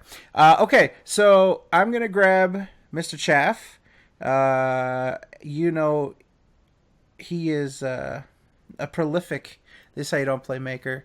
So grabbing him now, your friend and mine, Mr. ChaffXGrenade. Calling him in now. We are now connected with Mr. ChaffXGrenade. Mr. Chaff, how you doing tonight? I'm doing all right this evening. Fantastic. Good to hear from you, man. It's always good to touch base with you. Now, Chaff, you recently put out a nice video, sort of an off-the-cuff reaction, and I did you a favor. I used my imagination. I imagined that there was an interesting picture, so don't worry. I definitely took instructions on that one. But your video was sort of from the heart. It was a really good off-the-cuff reaction, and so when you offered to be able to come on here, we were very excited about that. And obviously, we covered a lot of stuff, but and we're happy to go through anything again. But just off the top, is there anything that really stands out to you with this whole situation? Is there anything that really amuses you or just really gets you going about this whole situation? I guess, we've kind of already hit this nail on the head several times by now, but it's just the fact that after 4 years of this, just all of a sudden, poof, This Is How You Don't Play on KOGaming. And he's suddenly acting as if he wants to defend, he wants to defend his version of the trend where, hey, it's not going to be people laughing at me. Now they're laughing with me on one of my channels in a montage made by my own fans. You know what I mean? Mm-hmm. It's like, we're seeing This Is How You Don't Play from a different perspective for once. It's not from, the haters and the detractors and all those mentally ill motherfuckers. No, now it's from my motherfuckers, the intelligent ones. And it's just like, I don't know. What do you think about how he sort of paints This How You Don't Play with a brush to say, I put This Is How You Don't Play from a known detractor on my channel, so that's just like any other one. The idea that these come from a factory, as someone that, has made a lot of ones and I think personally made some of the best ones consistently, and put time and effort into them. How does that strike you that he would say I took this Is How You Don't Play, and they're all the same. This is what you guys like, and here it is. Why don't you like it? I don't know. I guess it's just, like you said, there are different flavors of This Is How You Don't Play. People make them with different intentions in mind, and they always seem to come out differently. I would imagine if, let's just say, in a parallel timeline, and I made a montage for him, it could possibly get a different response. I guess it just depends on the montage itself and who made it. It's kind of hard to really say. Mm-hmm. Now, in your video, you actually sort of, I haven't heard this before. This might have been the first time you mentioned this, but your first This How You Don't Play, your introduction to it, your roots, and why you even started it. Would you do us the pleasure of telling this story? How did you get into even making one in the first place? Well, the short version is I saw AJ's original one for MGS2. I thought it was okay, but I thought it could be done a little bit better. Ooh. But in the back of my mind, I was like, man, I could do better than this guy. I'm going to open up Vegas, clear up some hard drive space, and I'm going to find a playthrough that works, for me. And around that time, Magnu9991 had put up the bugged mechanics on the claw boss fight in Jak and Daxter. Yep. And when I saw that, I was like, that's it, Jak and Daxter. So I went and downloaded all the videos. I opened up Vegas and I just started working at it. And so it was sort of like, I see the idea, and I think that I can improve on it. Yeah, because it wasn't like, AJ's is bad. I mean, it was still a good montage. For the first time seeing this feature-length compilation of everything Phil did wrong in a single playthrough, to have something like that in one video was amazing. But I just figured, hey, there's some things here that could be changed for the better, some things that could be maybe taken out, etc. And I just tried to do the best with what I had at the time. And even though looking back at it, it was still kind of, I guess, arcane by my standards. It was still an okay montage, for my first try. So going back, think about sort of where you were back when you were starting to make them, and sort of years ago. If Phil would have come to you and said, I see the humor in these. I finally learned my lesson. This is more a roast. This is laughing with me and not at me. If he would have come to you and said, I would put these videos on, well, he didn't have KO Gaming back then, but let's just say KingHate or DSP Game or whatever. If he offered you to put these on his channel, but he's not going to pay you anything, he's just going to give you the shout out, the credit, would you have even considered it, or would you have told him to pack sand? I probably would have considered it at best, but I would probably end up saying no in the long run because, I just do these for fun. I don't really, the only one that has any kinds of ads on it is the one for Skyward Sword, but that's because Nintendo claimed it. But, if he ends up, or if I did say yes and let him use one of my montages, I would just be like, okay, sure. I don't really care that much, but I don't know. That's the interesting thing. And I think maybe people expected that I would want the opposite answer. But from what I'm noticing, people are saying that if Phil did approach them early on, before all this stuff happened, that they would have been open to actually helping him and giving him the ability to put these on his channel. Like, there wasn't malice. Like, what Phil says about, how these things are made to spite him and to damage him and to ruin his business and stuff. It's very much the opposite. When you talk to these people, like AJ said the same thing. When you talk to, all these This Is How You Don't Play makers that we've talked to so far, the majority of them say, back then, before this all got out of hand, I would have considered helping him and putting these videos on his channel for free, for no payment, and just for the fun of it. And so I think that that's an important thing to get out there. And like I said, I think maybe people would assume that I'm thinking, yeah, tell us that you would tell Phil to go fuck himself. But no, the truth is that a lot of people would have, would have helped him, would have played along. And that it was such an opportunity lost. And he tries to say, well, there's no handbook on how to deal with stuff on the internet. But I mean, this is life in general. You know what I mean? This is the experience of being a person. Dare I say, the experience of being a man.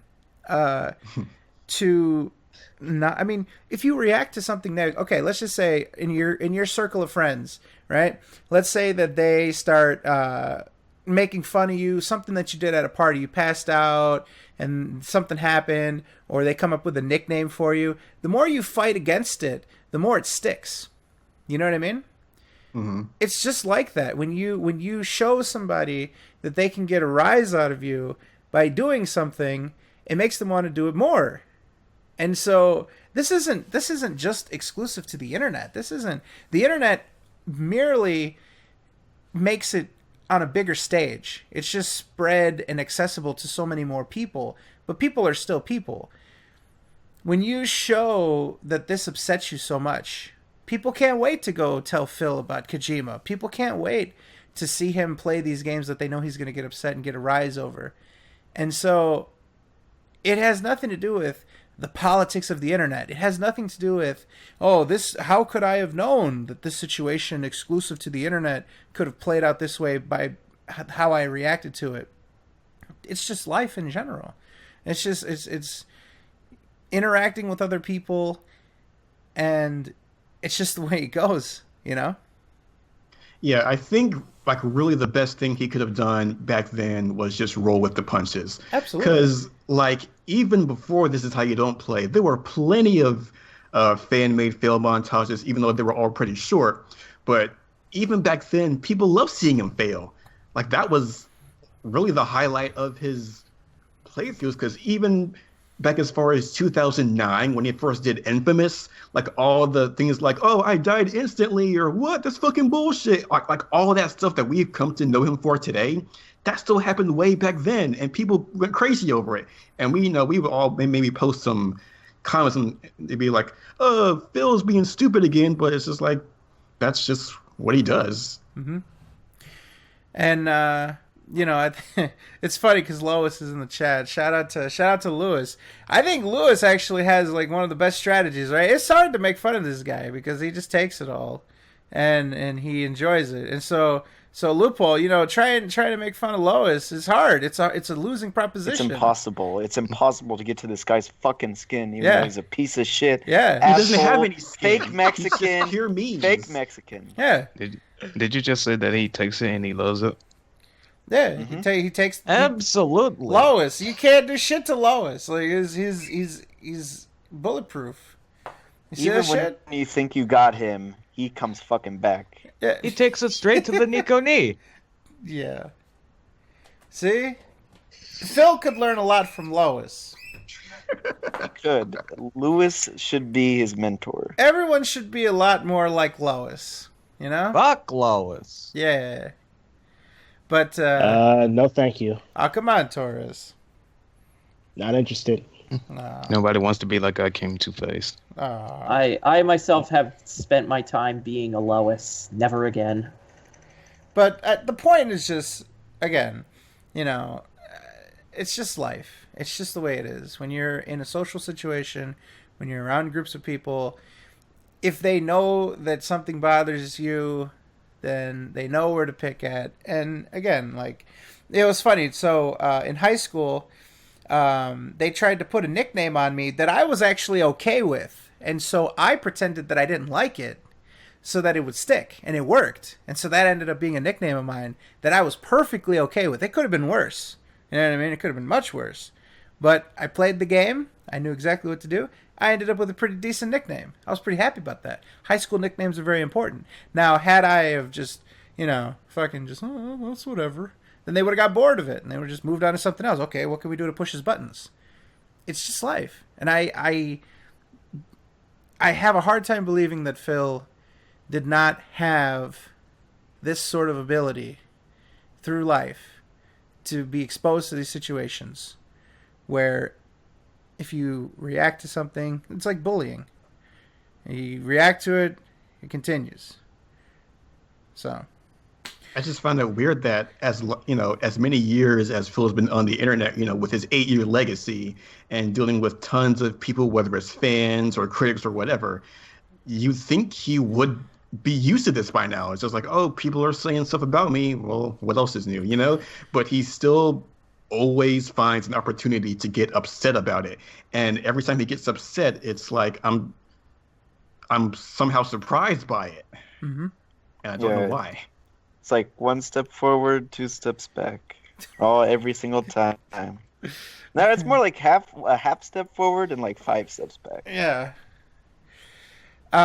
Chaff, we were trying to figure out what was the turning point for Phil, because apparently he's had this huge revelation that This How You Don't Plays aren't bad after all, and yada yada yada. What do you think? I mean, like, we were trying to figure it out, and the only thing we came up with is profit, and I'm just wondering if maybe you can lend a different hypothesis for us. Is there something that you could point to that'd be like, oh, Phil learned his lesson because of this, or maybe this is what showed Phil the error of his ways, or was it truly just the profit? I mean, the only thing I could really think of is the profit. Like, the only other thing I could think of is that maybe by trying to accept This Is How You Don't Play, whether it's, legitimately or for the money, that would be an attempt to kind of, keep us quiet. So it's like, oh, now that he's, being more accepting of all those negative montages and stuff, now we can't make fun of him anymore. Boo-hoo, we're all sad now. But it's like, not really. All right. Very, very good. Trying to think what else we need to cover. You know, I don't really want to do all the forum posts just because it's a lot of reading, and those are boring. Just being honest. I don't know. What other direction do we need to go? Someone in the panel help me out here. Where do we need to steer the ship towards? I believe we have a non-cock video to watch still. What's a non-cock video? What do you mean? It's something made by our good buddy here. Oh, the Let's Endure? Yeah. That's coming soon.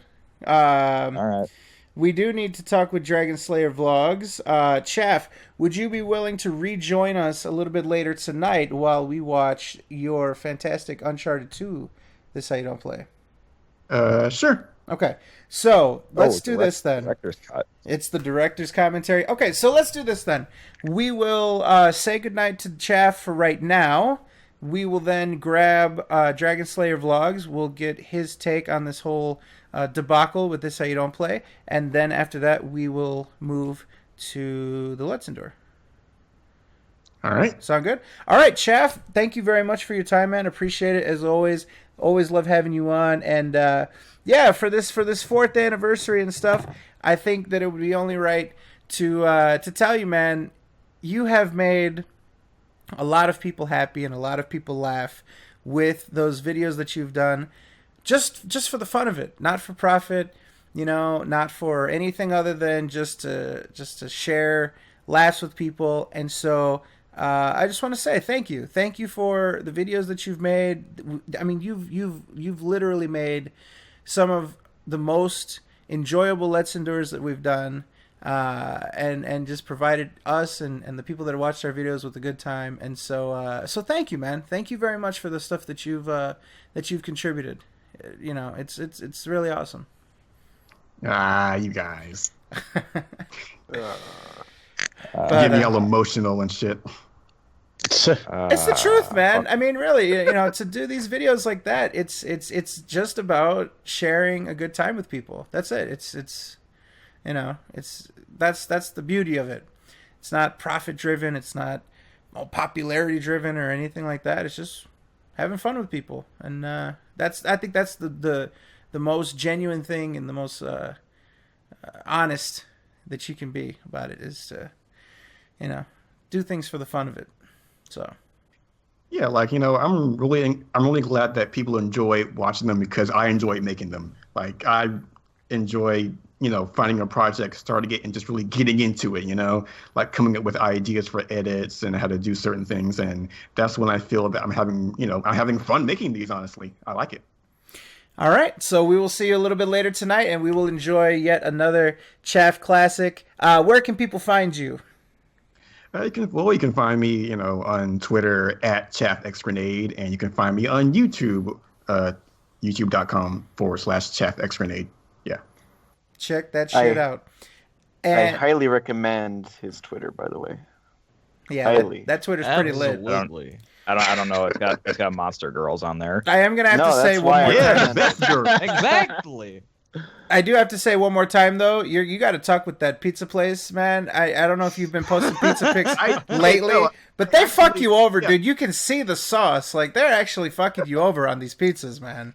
I called them back about that, and they offered to fix it, and they gave me a free pizza after that. Yeah, Papa John's, which is where I think you frequent, they have like this deal where, like, if they deliver it and you don't like it, you can just like get in touch with them and they'll just like replace it for free. Like, they'll literally send the delivery driver back. I haven't done it, but they'll send the delivery driver back to you with another pizza. I mean, are you saying I eat both pizzas anyway? So there you go. Are you saying that you can slide it back under the door? Yes. Mm-hmm. You can slide into Mr. Chaff's Grenade's DMs too, ChaffXGrenade. All right, Mr. Chaff, again, thank you very much. We appreciate it, and yeah, we will see you later tonight. All right, Chaff Grenade, ladies and gentlemen. All right, so give us a second here. We're going to reconnect with a guest caller, and we're gonna get things going here. Let me double check and see if the gentleman caller is ready, and we will proceed. We'll finish up this fantastic event. All right. So the gentleman is ready. We are now going to be connected with the man who is at the center of all of these shenanigans, these antics. We've got the man, the myth, the legend, the one and only DragonSlayerVlogs, DragonSlayerVlogs, Mr. Sir Dies a Lot. How are you doing tonight? I'm doing fantastic. Well, first and foremost, I want to say thank you very much for your time and thank you for coming on. I believe this is really, the first time that you have been able to talk about all this stuff that's been going on and stuff like that. So I appreciate you coming on and sort of giving us this opportunity to sort of ask you some questions about this and sort of clarify some things that maybe people were wondering out there. Yep, sure. Go ahead. Okay, so first and foremost, I want to know sort of where this idea came from to sort of play along with the cock. You wanted to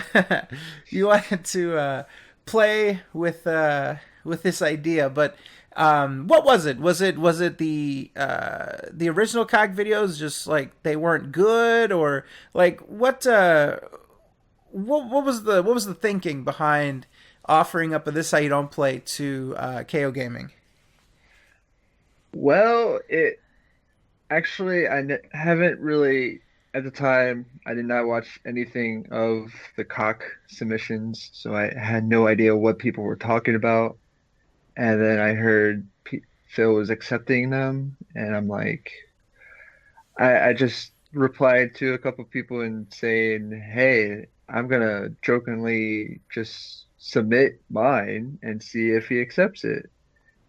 2:00 in the morning, because that's when I woke up for work, I got a message saying, hey, I saw your video and I am going to accept that This Is How You Don't Play it.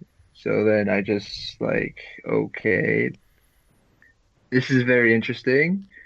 And in the back of my mind saying I shouldn't do it, but I said, fuck it. I'm going to go ahead and try and see how far I can go with it. So I just ran with it, and I try to keep it as much as possible to how I intended the video to be. What was it in the back of your mind? Like what was it that was like, I shouldn't do this? Like what was the thinking there?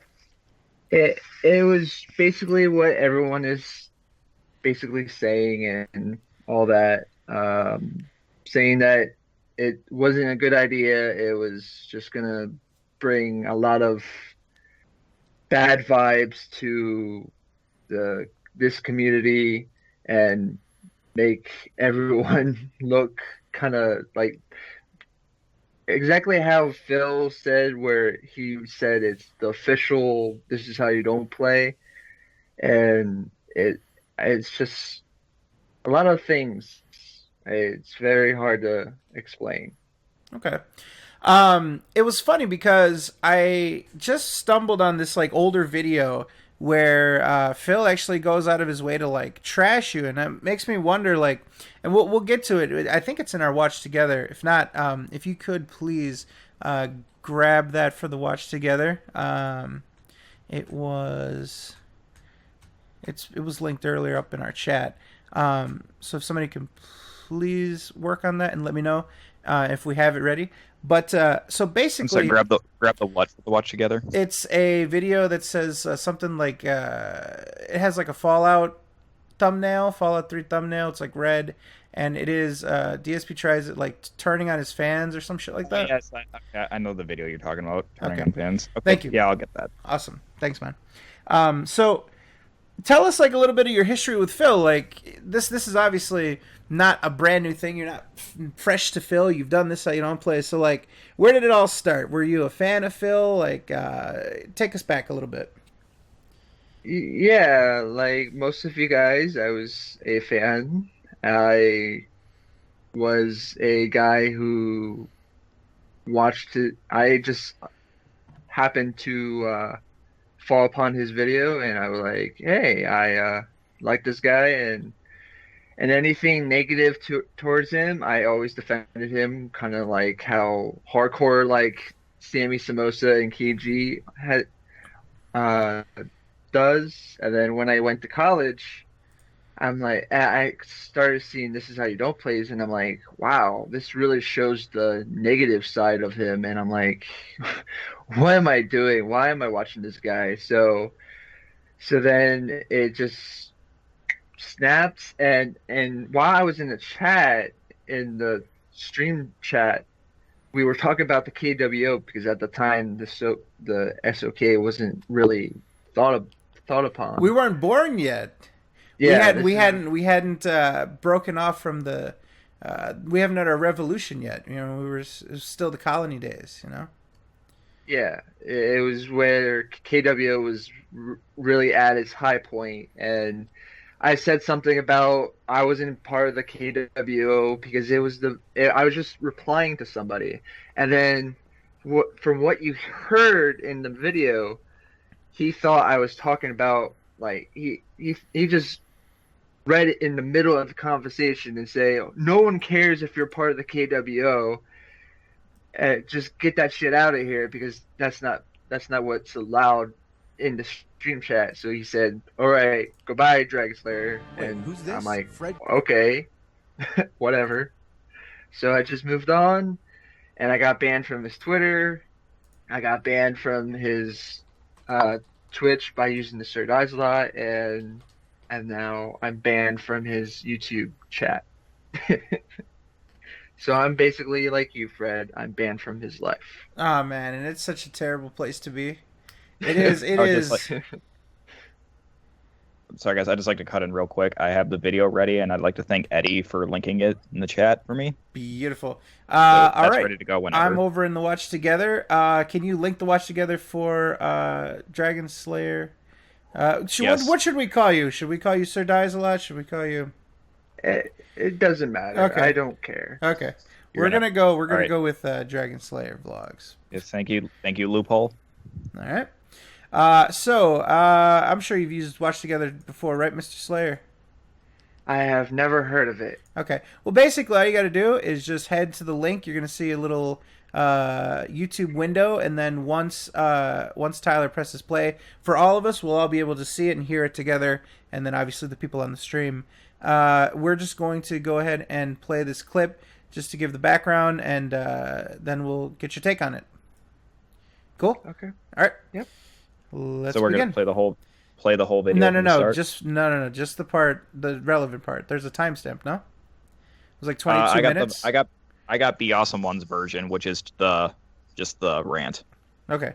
Well, it's a very small. It's like a minute part. It's like a minute of the rant. All right. Okay, well then give me a second. I have to find the part. Timestamp. Okay. Sorry about. That's cool. So just to kill some time then. So like when you were a fan of Phil, what was it about? All right. Oh. Okay, it's playing anyway.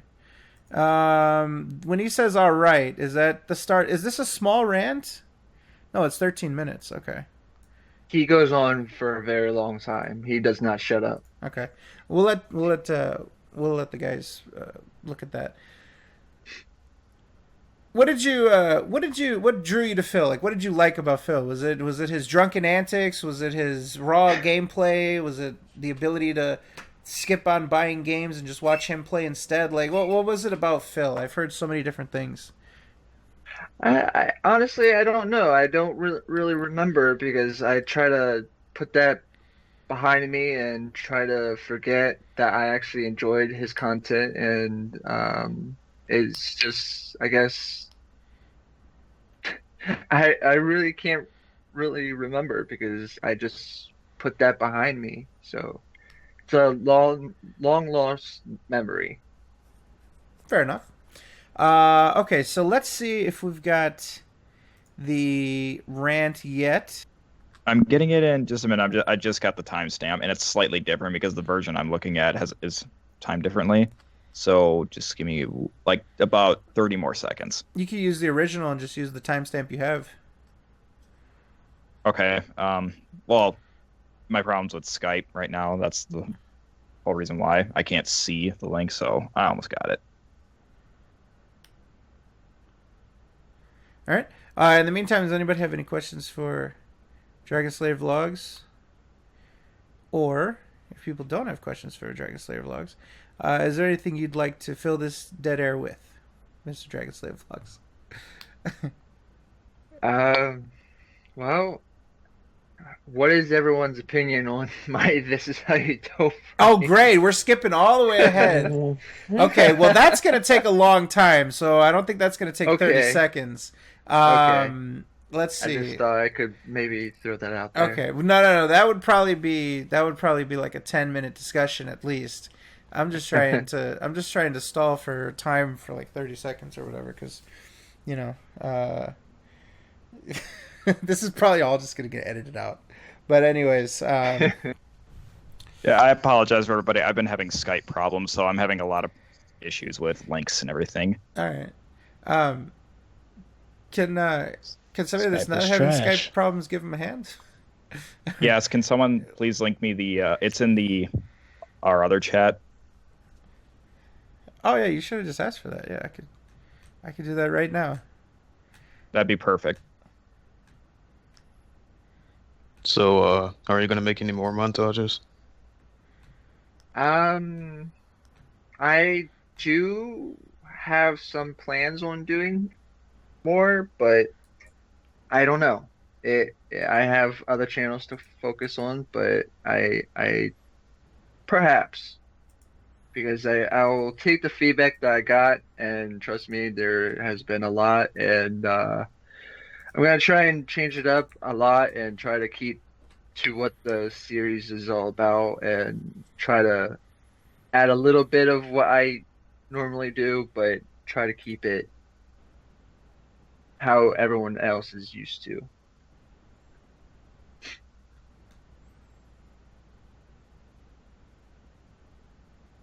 How long does it take you to make it? Not that like long, but besides me being able to work, like besides working, I don't really have that much time, so I can only take so much time out of my day to actually sit down and edit the video. That's why it felt like I rushed through This Is How You Don't Play Resident Evil 7, and it seems like it is rushed, but yeah, that's basically how I do it. Stop doing the green screen thing. Oh. All right, the video is ready to go, guys. Thank you. All right, let's switch over and let's watch this clip of Phil insulting Mr. DragonSlayerVlogs. All right. To the Dragon Slayer, who unfortunately formerly used to be a fan, all of a sudden today, out of thin air, out of nowhere, sends me 2 videos that were hater videos. One of them is his. He says, "Oh, my video is not a hater video." I click on it, and everything in the description, "This is why I don't like Phil anymore. Here, watch this guy's videos who challenged Phil to Street Fighter and called him a pedophile. He knows what he's talking about." And all that. You know what? Enough. And now he's in the chat, derailing it. There's a rule. You can't talk about this shit. Bye. Go fucking go with your little jerk-off fan club and go jerk each other off in a circle like you all like to do. It's obvious that's what you want. You want to feel like part of this group of people who hate on me, and you feel so good. Oh, be your own community of negativity and filth. Go ahead. Go jerk each other off and go away. That's not what the stream is about, you dumbass. What an idiot. And the sad part is I used to talk to this guy on Twitter all the time. And, we used to have, intelligent conversations, used to contribute to stuff. And all of a sudden, something in the back of his fucking head turns his opinion, convinces him that I'm some kind of an evil person. Yes, that's me. The evil mastermind of the internet. I am here to corrupt you and to be dishonest. That's what I am. I am the evil genius at work here. No, I'm a guy sitting in his living room playing games. You're the fucking loser who has to turn it into something negative. So goodbye and good riddance. Okay, that should be the end of the... And yeah, don't refer... Oh, wait, here we go. Hold on. What did it say? Don't refer to him as Dragon, because there's also Dragon's Revenge. Oh, no. He's not related to the issue at all. and I don't want him to have any flack. It's not him. No, It's go another give guy, Dragon Slayer Vlogs the Slayer. flack. Make sure he deservingly gets his flack. Seriously, it's not a hater video. I click on the video, and the video, literally the description, this is why I've had it with Phil, and I don't want to put up with him anymore. And here's 3 videos from a guy who challenged him to Street Fighter and called him a pedophile. Like, what? This isn't a hater video? Then you're an idiot. If you don't think that's a hate-filled video, you're a moron. Just the description of the video was hate. I didn't even have to watch a second of it. Unbelievable. My God.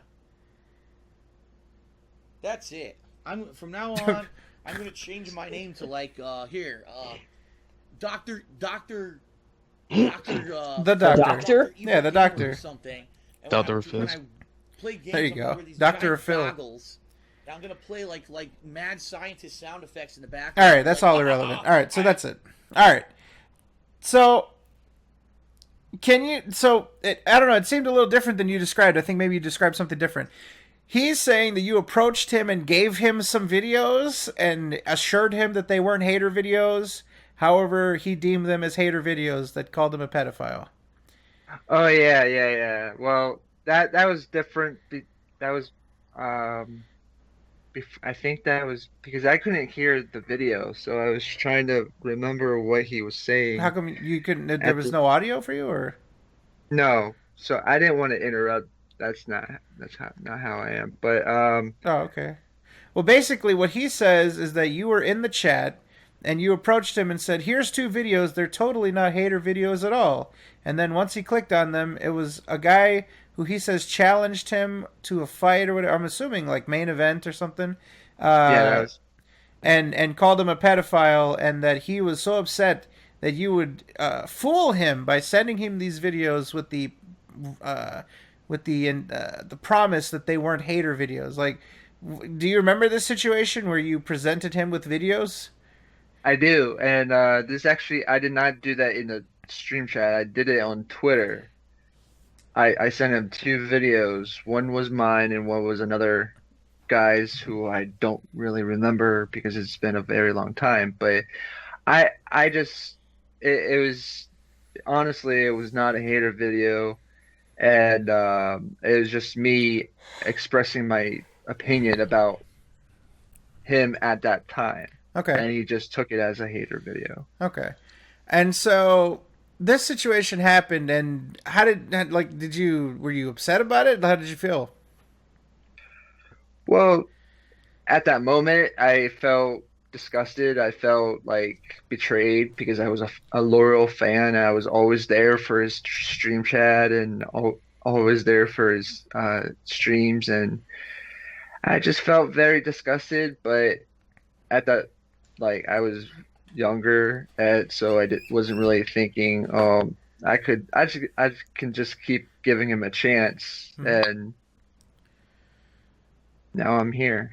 So it basically was a situation where, I mean, you were a fan, and what ruined it for you was Phil calling you out on a stream, and not only just calling you out and calling you a moron and a loser and all these different things, but he also made sure to clarify to his stream chat exactly who he was talking about, and he expressed concern that the wrong person would accidentally get whatever backlash you were going to get. Like, he made sure, like, that to me is really interesting, and actually, like, indicative that he knew exactly what he was doing, that he expressed worry that somebody was going to get your comeuppance. Like, he knew what he did to you.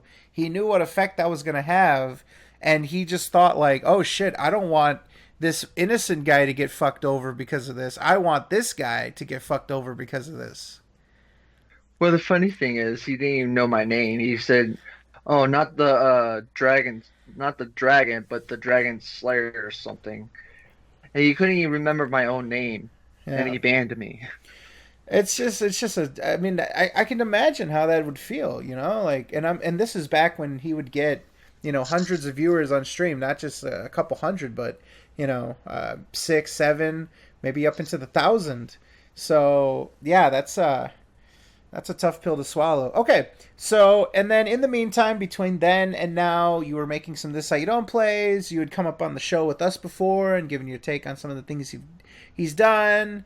And so we then fast forward to last week. And as you said, you saw that he was accepting montages. You made the offer to him for him to take your This Is How You Don't Play and put it up on the channel. So tell us, how does this process go? Like, you know, as much as you can share. You know, he's obviously said some things that I also want to clear the air on that. So he's already sort of you know, been so kind as to reveal things that you've said, or at least to accuse you of saying things. So maybe as much as you can give us. Tell us about the process. How does this go? Do you email him? Do you talk to him on Twitter messages? How does this process go for someone that wants to submit This How You Don't Play videos to him? Well, I watched the one submission video. I only watched the submission video just to get the email address. I skipped all the way at the end, or the beginning, whenever he linked it. And I typed it in and I sent the message and he replied and we just went from there. What he wanted was for me to remove the intro songs and the outro songs because they were copyrighted.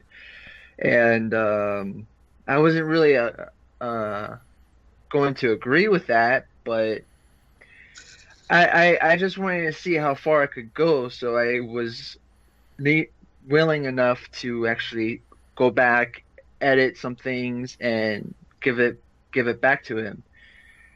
The edited video the one that is on the channel is completely different on how I have mine.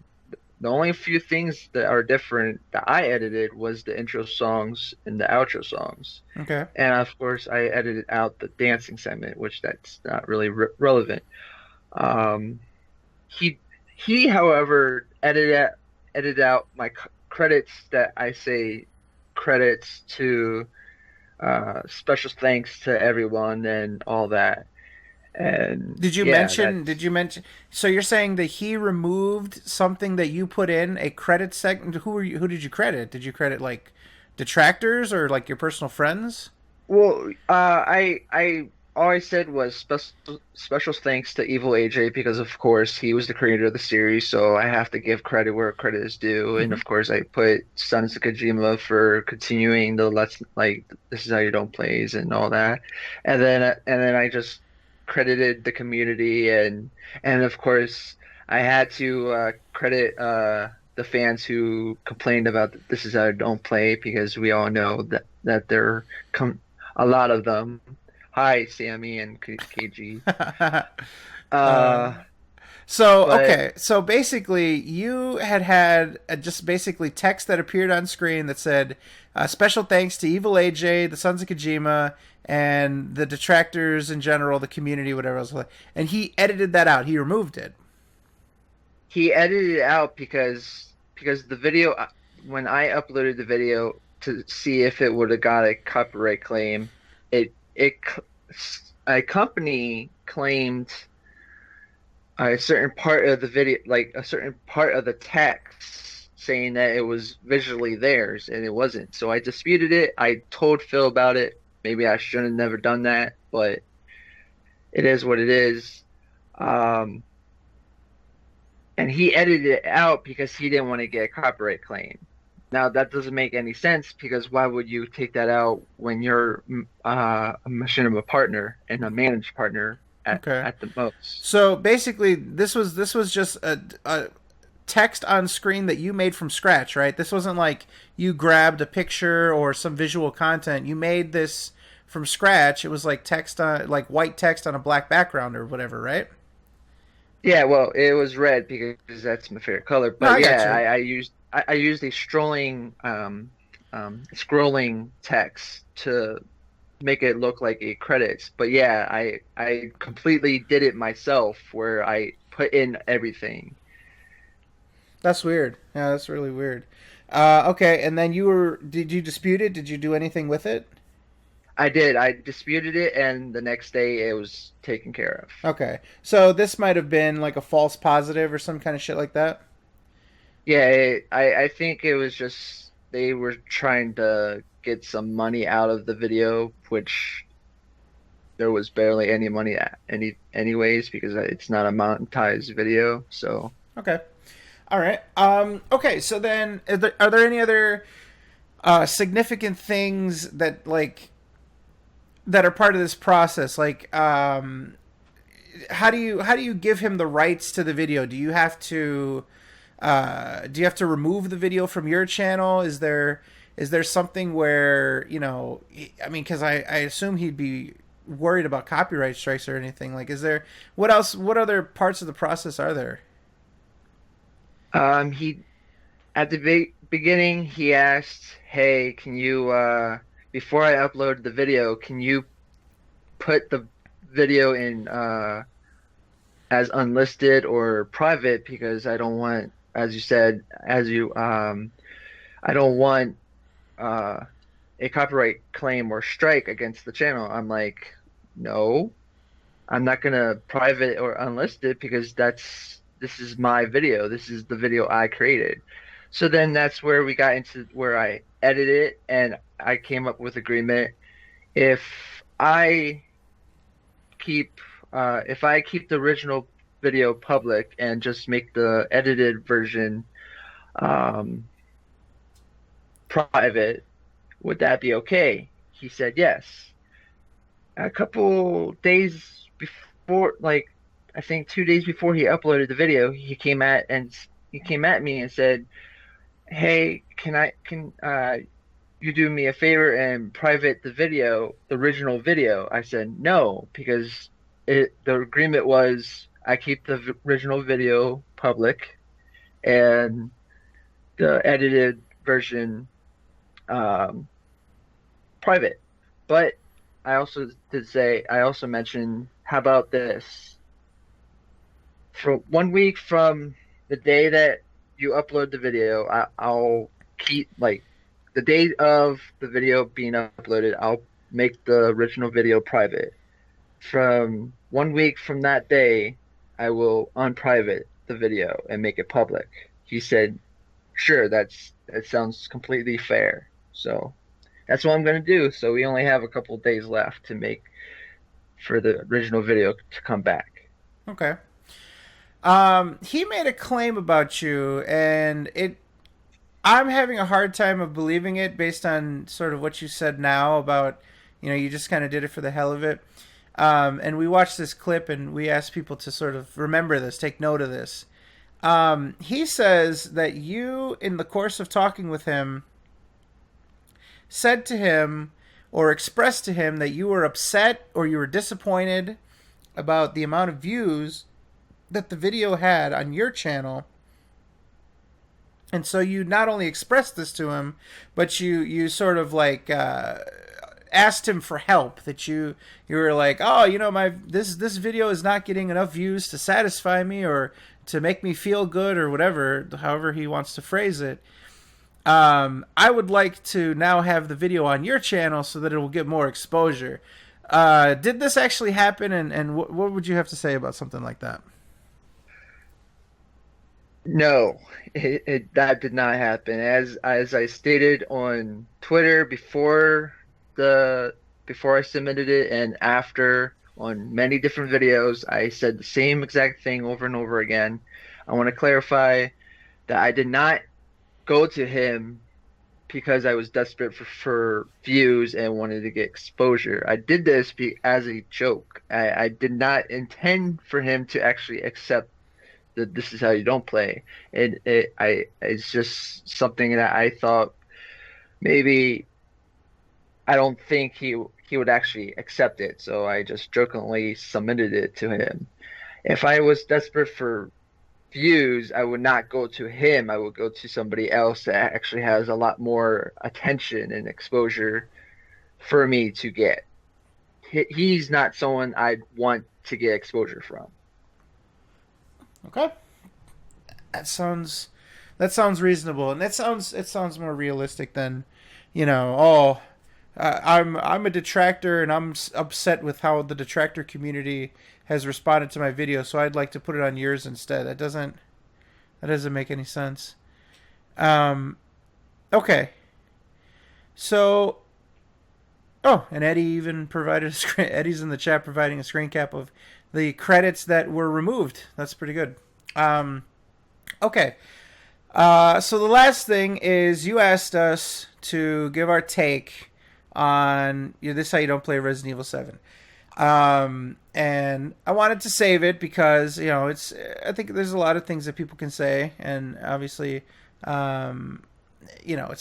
it's not simple. It's not like us sitting here saying, "Oh, your video sucks" or whatever. I think there's meaningful things that we can say about it. So, I don't know. Does anybody want to start? Does anybody have any sort of opinions on the Resident Evil 7?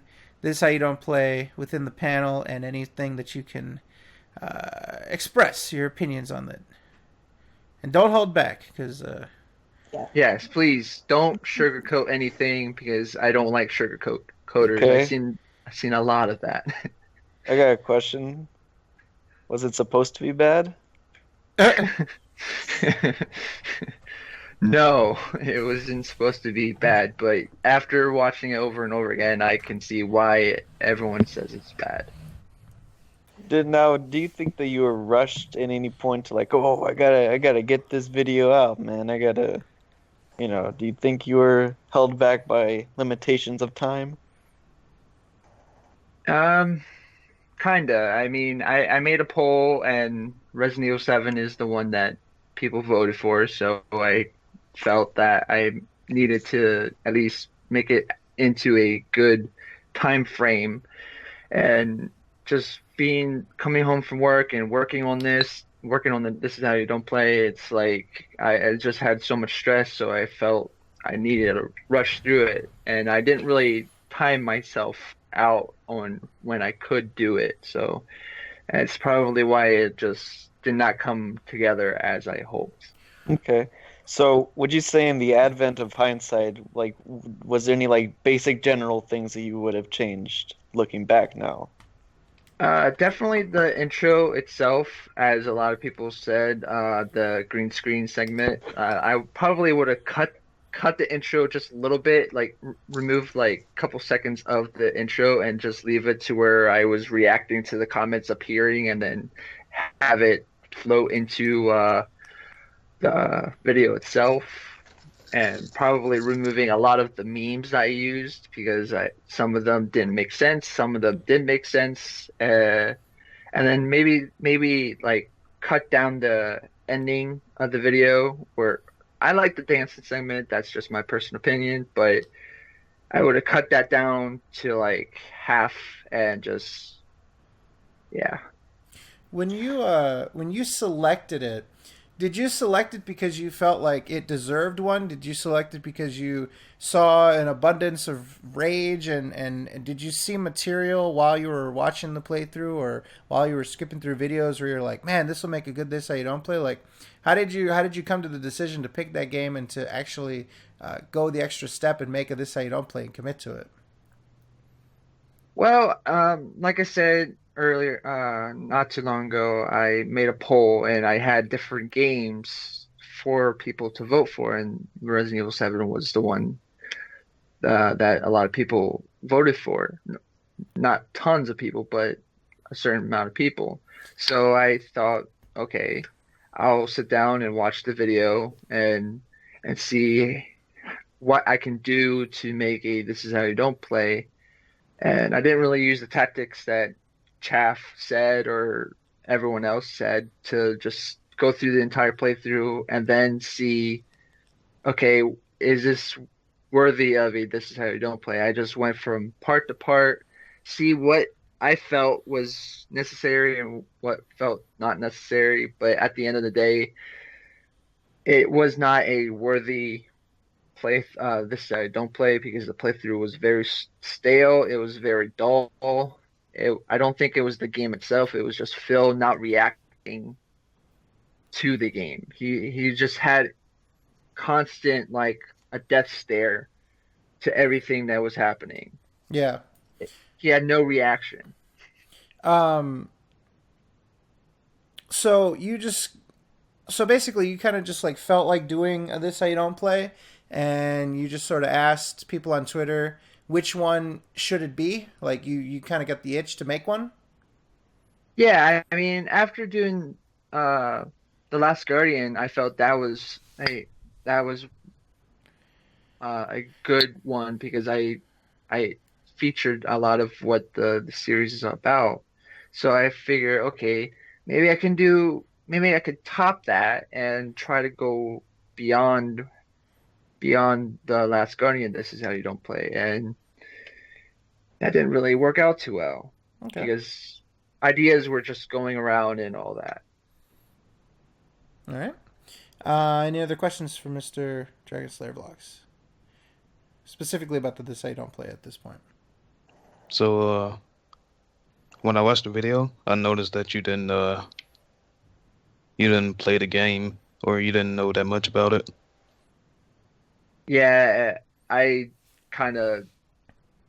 was holding back on playing the game because because I actually had plans of streaming it myself, and then maybe I could have done the This How I Don't Play, but I think having the knowledge of the game is very well worth it at the end when making a This How I Don't Play, because then you know what you're talking about.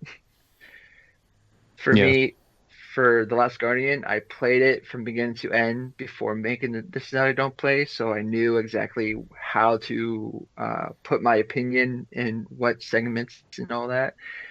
The Resident Evil 7 one, I didn't really know. I didn't really have too much knowledge, so that's probably another reason why it turned out bad. I do have one particular question regarding the This How You Don't Play.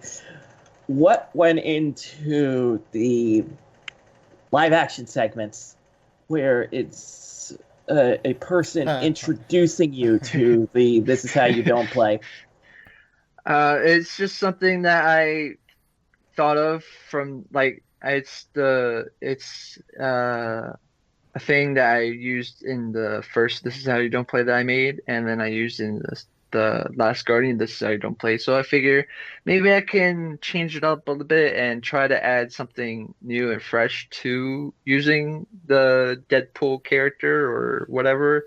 And I just felt maybe I could change it up a bit and make it fresh, make it new, make it something, a whole new take on the series. But maybe in the future that it could possibly happen, and be I'll make a amazing This Is How You Don't Play. Because I noticed a couple of comments on the KOGaming video said that as soon as the live action segment kicked in and the person under the mask to introduce the video, that was a turnoff for most of them. So if your goal was to instill this video is bad, may I say mission accomplished. Well, I definitely took a lot of the feedback, and perhaps my next This Is How You Don't Play won't feature a intro like that, but I won't say that it won't have a live action segment. It just won't be as cringy as the This Is How You Don't Play Resident Evil 7 had. Mm-hmm.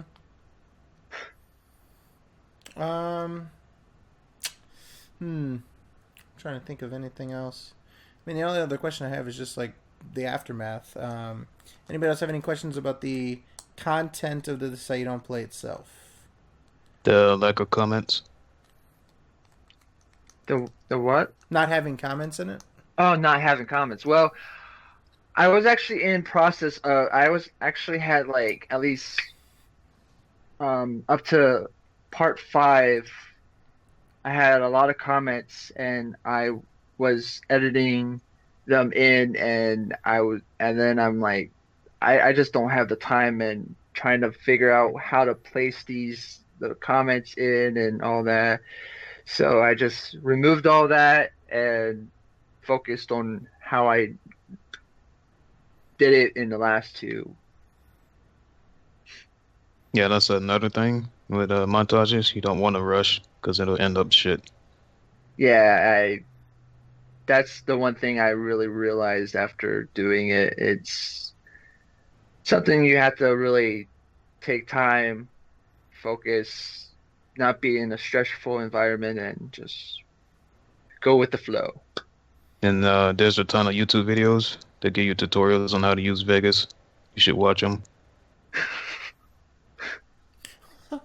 Just a question on the process of making the This Is How You Don't Play regarding what you prioritized when you were putting together the video. Did you kind of put emphasis on Phil not getting engaged by the game or getting engaged too late? Or did you perhaps put priority on his usual numbskullery as he plays a game?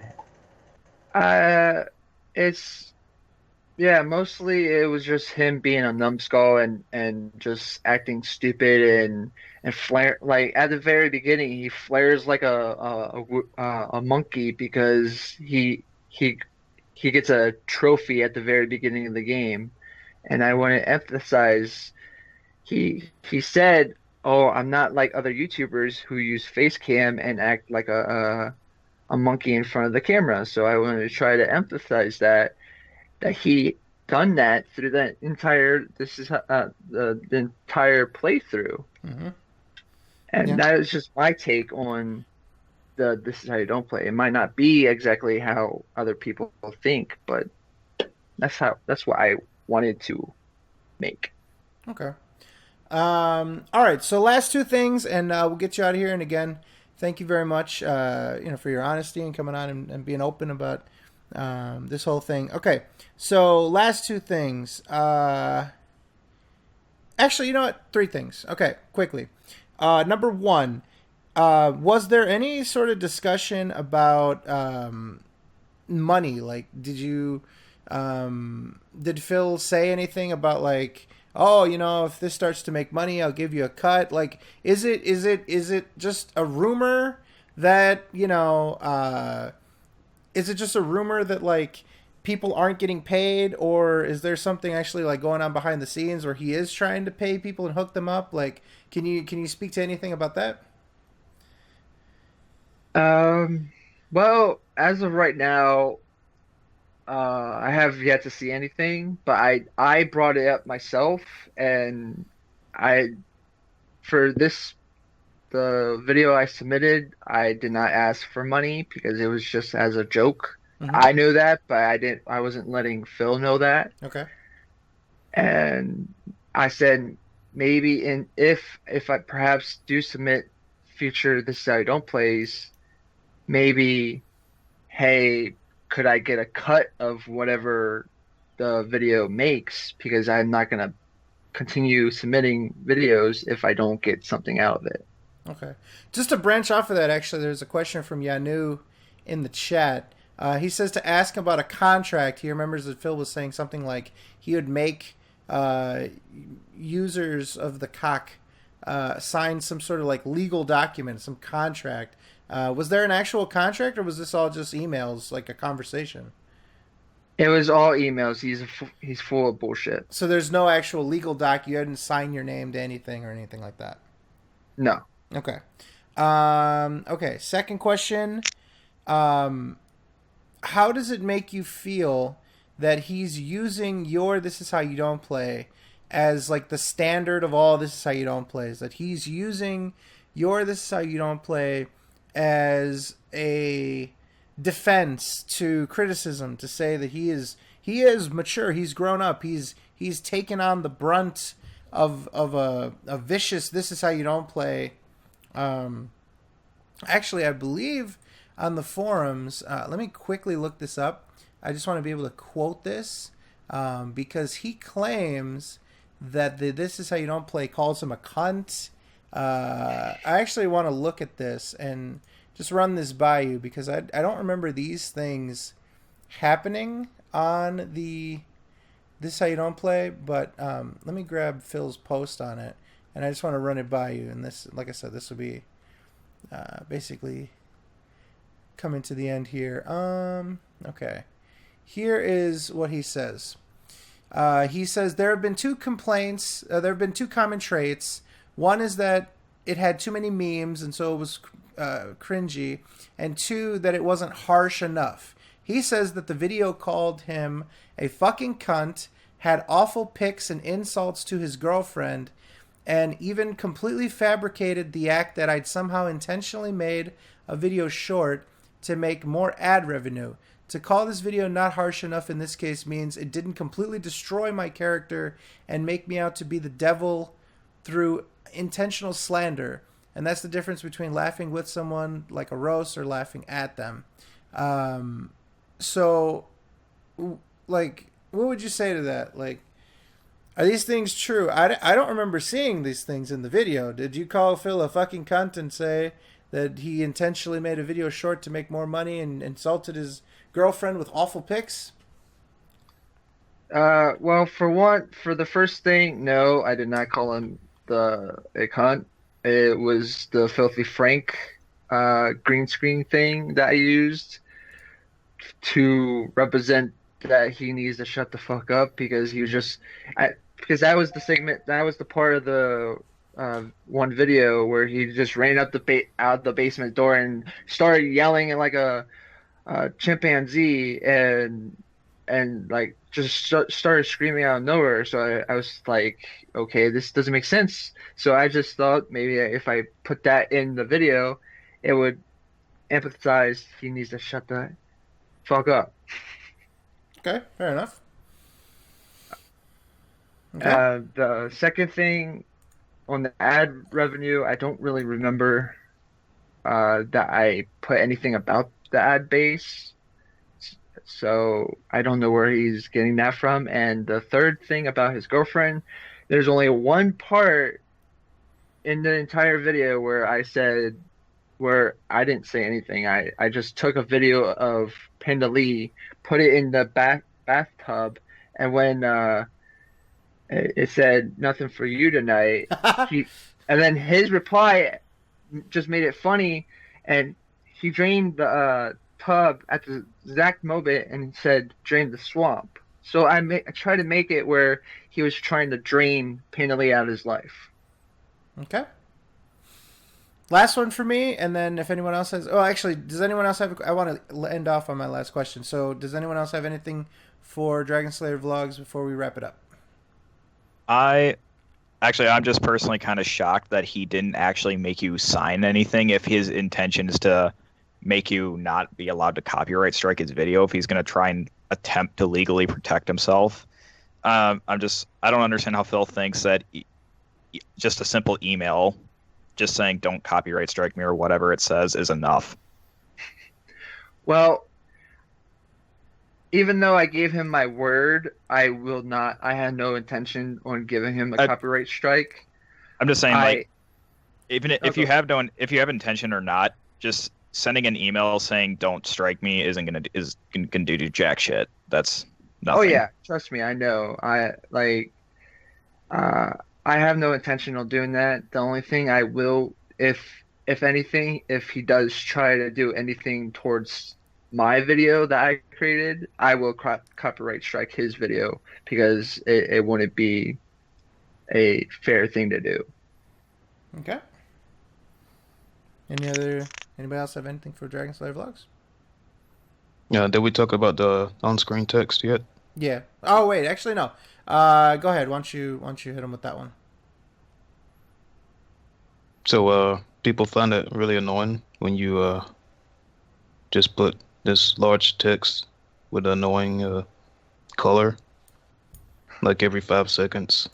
What I like to do is just have no comments and let the watchers just form their own thoughts and opinions on what he's doing and stuff. Yeah, I've seen that a lot, and gotta try and limit myself on including a lot of my opinions and just let the video flow itself through and let people think of their own opinion about that part. Also, like, you don't have to include like every little thing that he messes up on. Just like major stuff. Like when he really gets butthurt, you can include that. Yeah, this is a major thing for me whenever I made This Is How You Don't Plays, is you don't have to include every little thing that he does. Otherwise, the video is going to be like 4 hours long and it's going to be unwatchable in one sitting. Yeah. You have to sort of go with what is the big stuff. The things that he really fucked up on. Things that you know are going to get people laughing, people pointing at him, people just laughing their ass off because someone can be that stupid.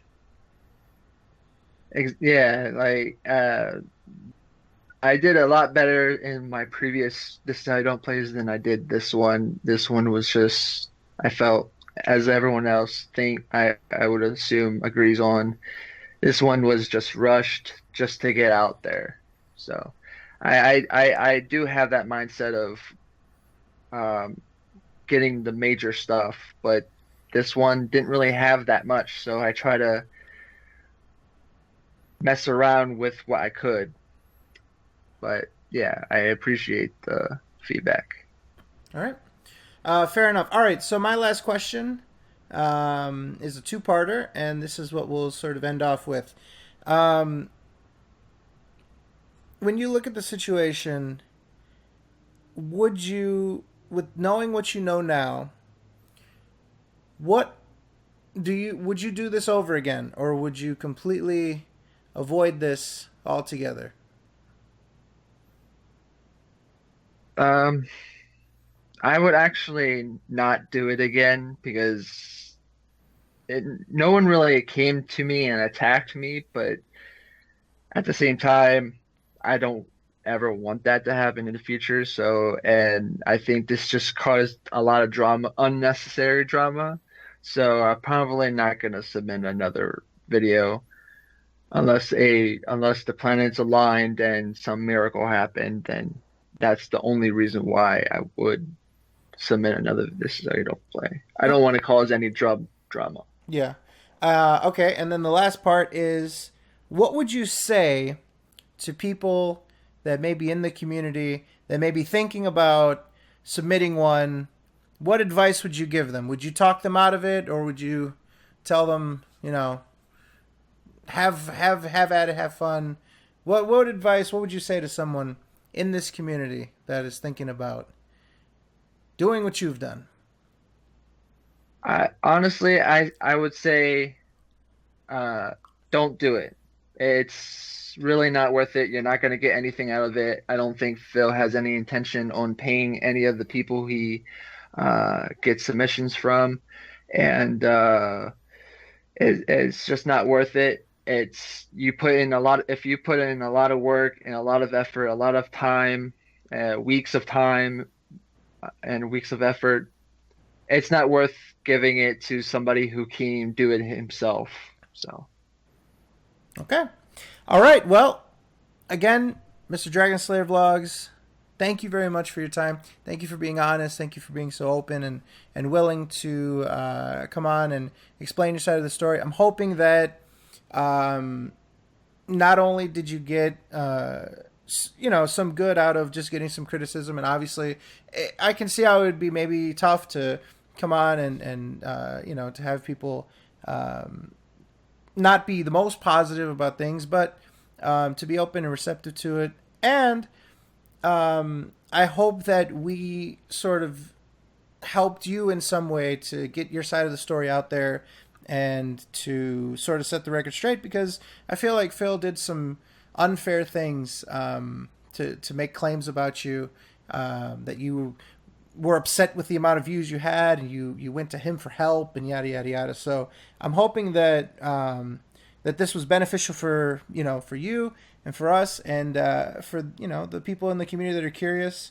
And yeah, I just hope that overall this was a positive thing, and it's a big thanks to you for coming on and talking with us about it. It's a very big gesture of you, and thank you for doing that. I appreciate it. Well, it was very appreciated. I got a lot of feedback. I got a lot of criticism, being positive and negative, and I appreciate coming onto the uh, SoKast because it's one of my favorites to come and watch. Oh, you. Well, I'm very. That's very flattering. I'm sure that everybody on the panel appreciates it. And okay, where can people find you other than on KO Gaming? Where can people find you? If Phil's plug wasn't enough, where can people find you in the future? Well, you can find me at youtube.com/DragonSlayerVlogs as it is spelled. You can also find me at youtube.com/SirDies replace the E with a 3. And then on my Twitter, it's at DragSlayerVlogs because I can't add Dragon for some reason. Damn you, Twitter. And that's pretty much it. All right. Well, again, thank you very much for your time, and we'll definitely have to keep in touch. And yeah, we'll definitely be seeing you around, man. Thank you very much for coming on. We appreciate it. No problem. Thank you. All right, that is Dragon Slayer Vlogs, ladies and gentlemen. And that is basically the end of the show. Is there anything else on this momentous 4-year anniversary occasion that we would like to express, say, or opine about before we wrap this up and get on to the lozenger? Just want to give huge thanks to the one and only Evil AJ. Oh, no, we're going to do this? We're going to do this now? All right. A big thank you. Okay, let's go ahead and do this. So, listen, we said this at the beginning, but it goes without saying that AJ was ground zero of this. AJ was the genesis of this whole nonsense. I mean, obviously, there were people before, but no one pulled it off in a way that AJ did. No one brought the laughs, brought a different perspective, and showed people that there was some fun to be had in Phil's antics. And it's funny, you know. He'll tell you this. He didn't expect it to, you know, fucking blow up the way it did. But along the way, people don't know this, and AJ's not one to brag. AJ's a very humble guy, and I respect that probably the most. But along the way, AJ has had a hand in this community being built. You know, he came up with the name, the Kojima World Order. He was very well respected, and so somebody like him that people respected and that people wanted to speak to and stuff like that. Are you okay? What the fuck is that? Did you not mute yourself and you're like sucking a cock? Oops. What a fucking piece of shit. We're over here. We're over here. You did not. The hell Literally. was that? This is what Loophole does when his mic isn't muted. He fucking chokes down a dick. We're supposed to be sucking AJ off figuratively, not literally. I should have just let you keep going. That was ridiculous. What was that? What are you doing? Sucking a dick. Are you sipping on that Surströmming? He's sucking a cock with That two is hands. ridiculous. His face is so red right now, I'm sure. Hey, Loophole, you know what your punishment is? You have to open a can on live stream again. A can of anything. You have Let's to use have a can him. opener, Let's have him though. open a new container that he's never opened before, like a box or something. Yeah, where's punishment? He has to change his name to Sons of Cock. Oh, there you go. Loophole, have you ever used a corkscrew before? No, I Oh, haven't. dude, he's gonna get popped in the face by a champagne cork. That would be How does that delightful. Okay, that's the new thing. Before he YouTubes it, we need to have Loophole fucking open a wine bottle. That'd be great. Okay, okay, all right. Firmly grasp it. So, anyways, as I was trying to say, AJ, he doesn't ask for credit. He doesn't brag or try to, you know, remind people of what he's done and stuff like that. But people know.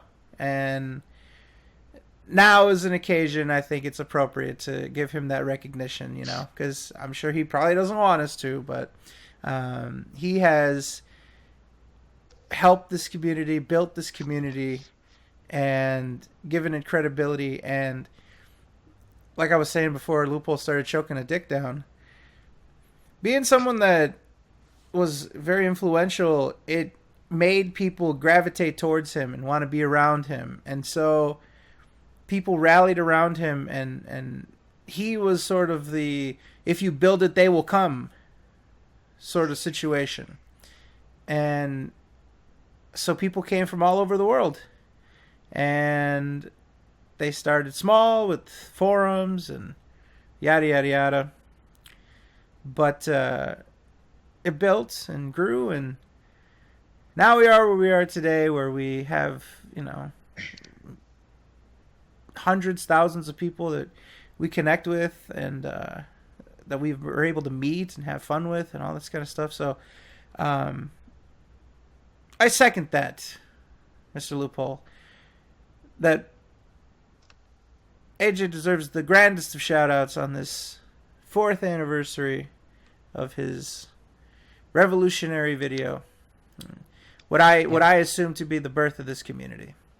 A classic. Yep, he opened up a lot of people's eyes in 2013 when people started seeing Phil's bullshit. And he opened up our hearts. That's great. To AJ. To AJ. Ding. To AJ. Yeah, that's the sound of Loophole opening up that fucking cork. I don't know how. That's the cork bouncing off his forehead. He's too young to drink anyway. I would clang a drink together, but I'm just kind of doing like the big boss salute. Hey, that's not bad. right A now. drink together. There you go. Yeah, there Instead you of go. watch together, that shit's too fucking tame. But anyways, thank you very much, AJ. I know you couldn't be here, but you're here in spirit, and yeah. Mhm. Fuck working a job.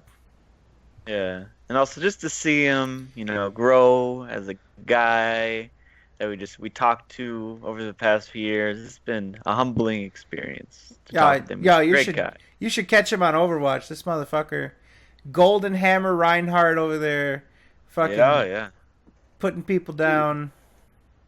It's fucking amazing. Yep. Yeah. Great guy. Love him. Love you, AJ. Oh. You a G. Wow. You love him. It's very nice. I love him. I'll even love his tortoise. How about that? His tortuga. Oh wow! He actually said positive things about the tortoise. The Tortuga. For once. Wow. For him. You know, for AJ, you know. Wow. I love you. La Tortuga. Oh, I love you. So yeah, good old AJ. The white coats are still yet to get him, but all right. Does anybody else have any more dick sucking for AJ? Anybody else want to give him the good reach around? Anything else before we get out of here for tonight?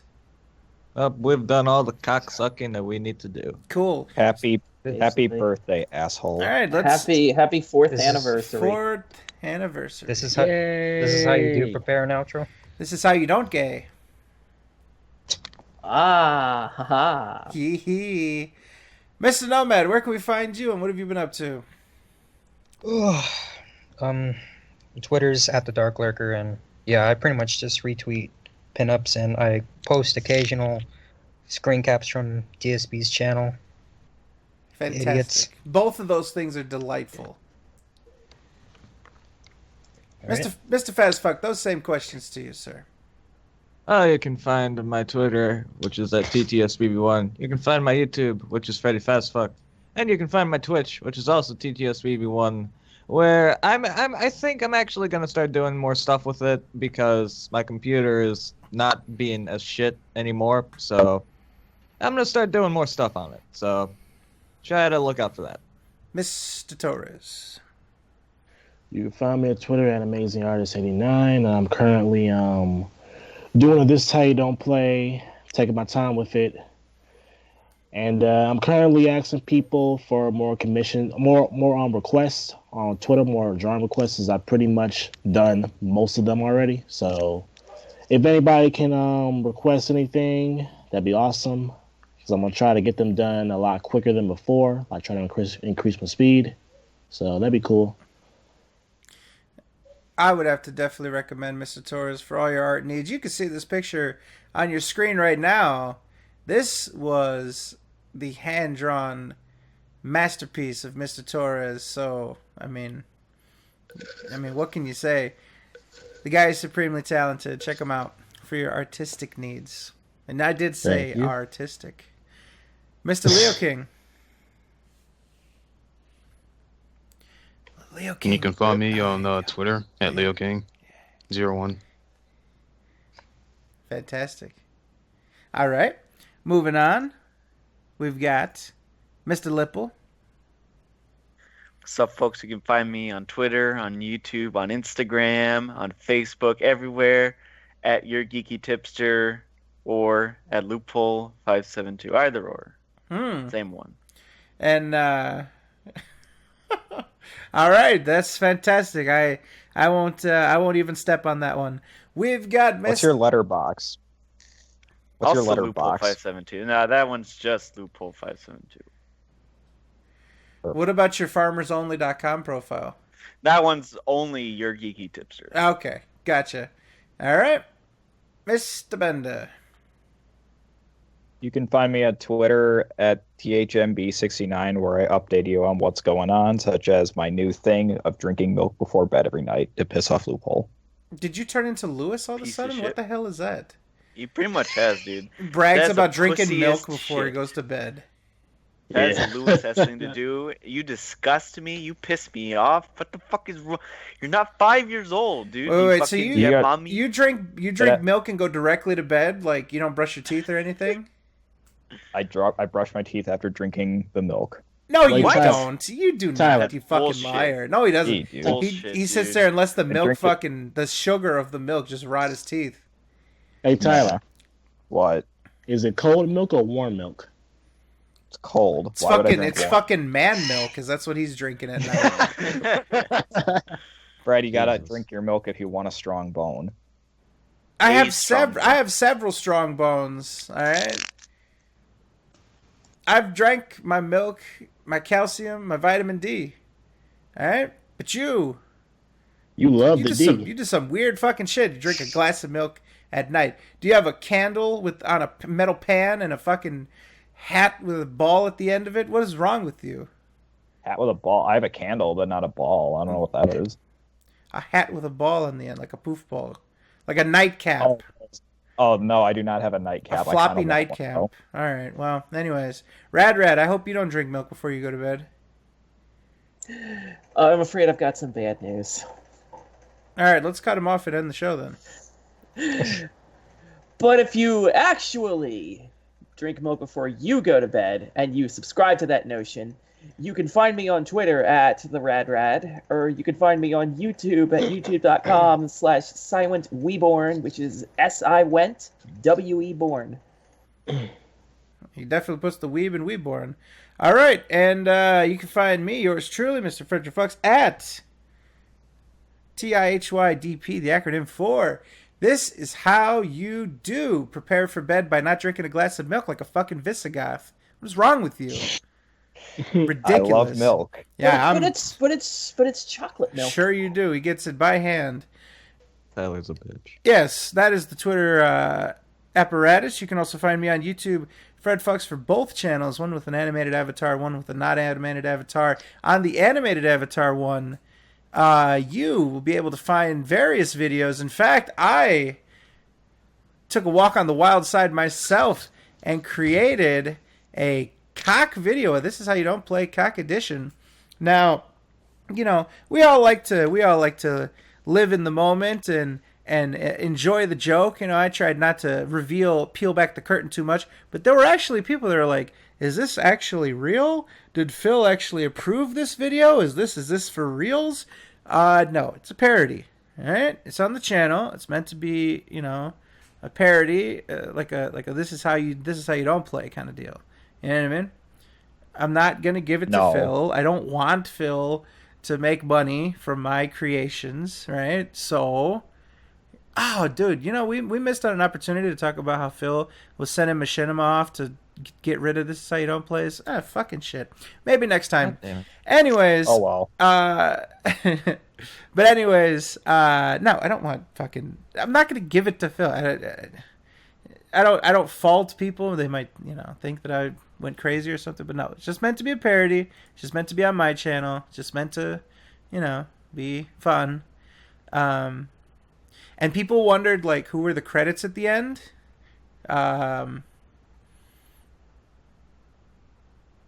It's a mystery. Make a game out of it. It's a super mystery, man. So anyways, I appreciate, people, I was actually surprised when I was making it. I just wanted to be sarcastic and shit, and I was like, I don't think people are even going to like this, and a lot of people really liked it. So yeah, thank you for that. I appreciate it. I appreciate the overwhelmingly positive response. You guys are not mentally deficient. You guys are very mature adults that like to laugh with me instead of at me. So, man, my business will continue to profit for years to come, I guess. But yeah, thank you for that. I appreciate it. Maybe I'll do another one, or maybe this will become a thing. That would be fun, if this became a thing, like cock parodies. But who knows? I'd love to see someone make one. It'd be funny. Anyways, so that is what's on the channel. I also uploaded a couple pre-streams that were noteworthy. I hadn't done that in a while, so yeah. Part of it was to set up for this episode, but all right. Anyways, if you were here live and you want to see the whole thing again, just because you're mentally deficient, I guess you're a retard, as Phil would say, you can do that on a number of different ways.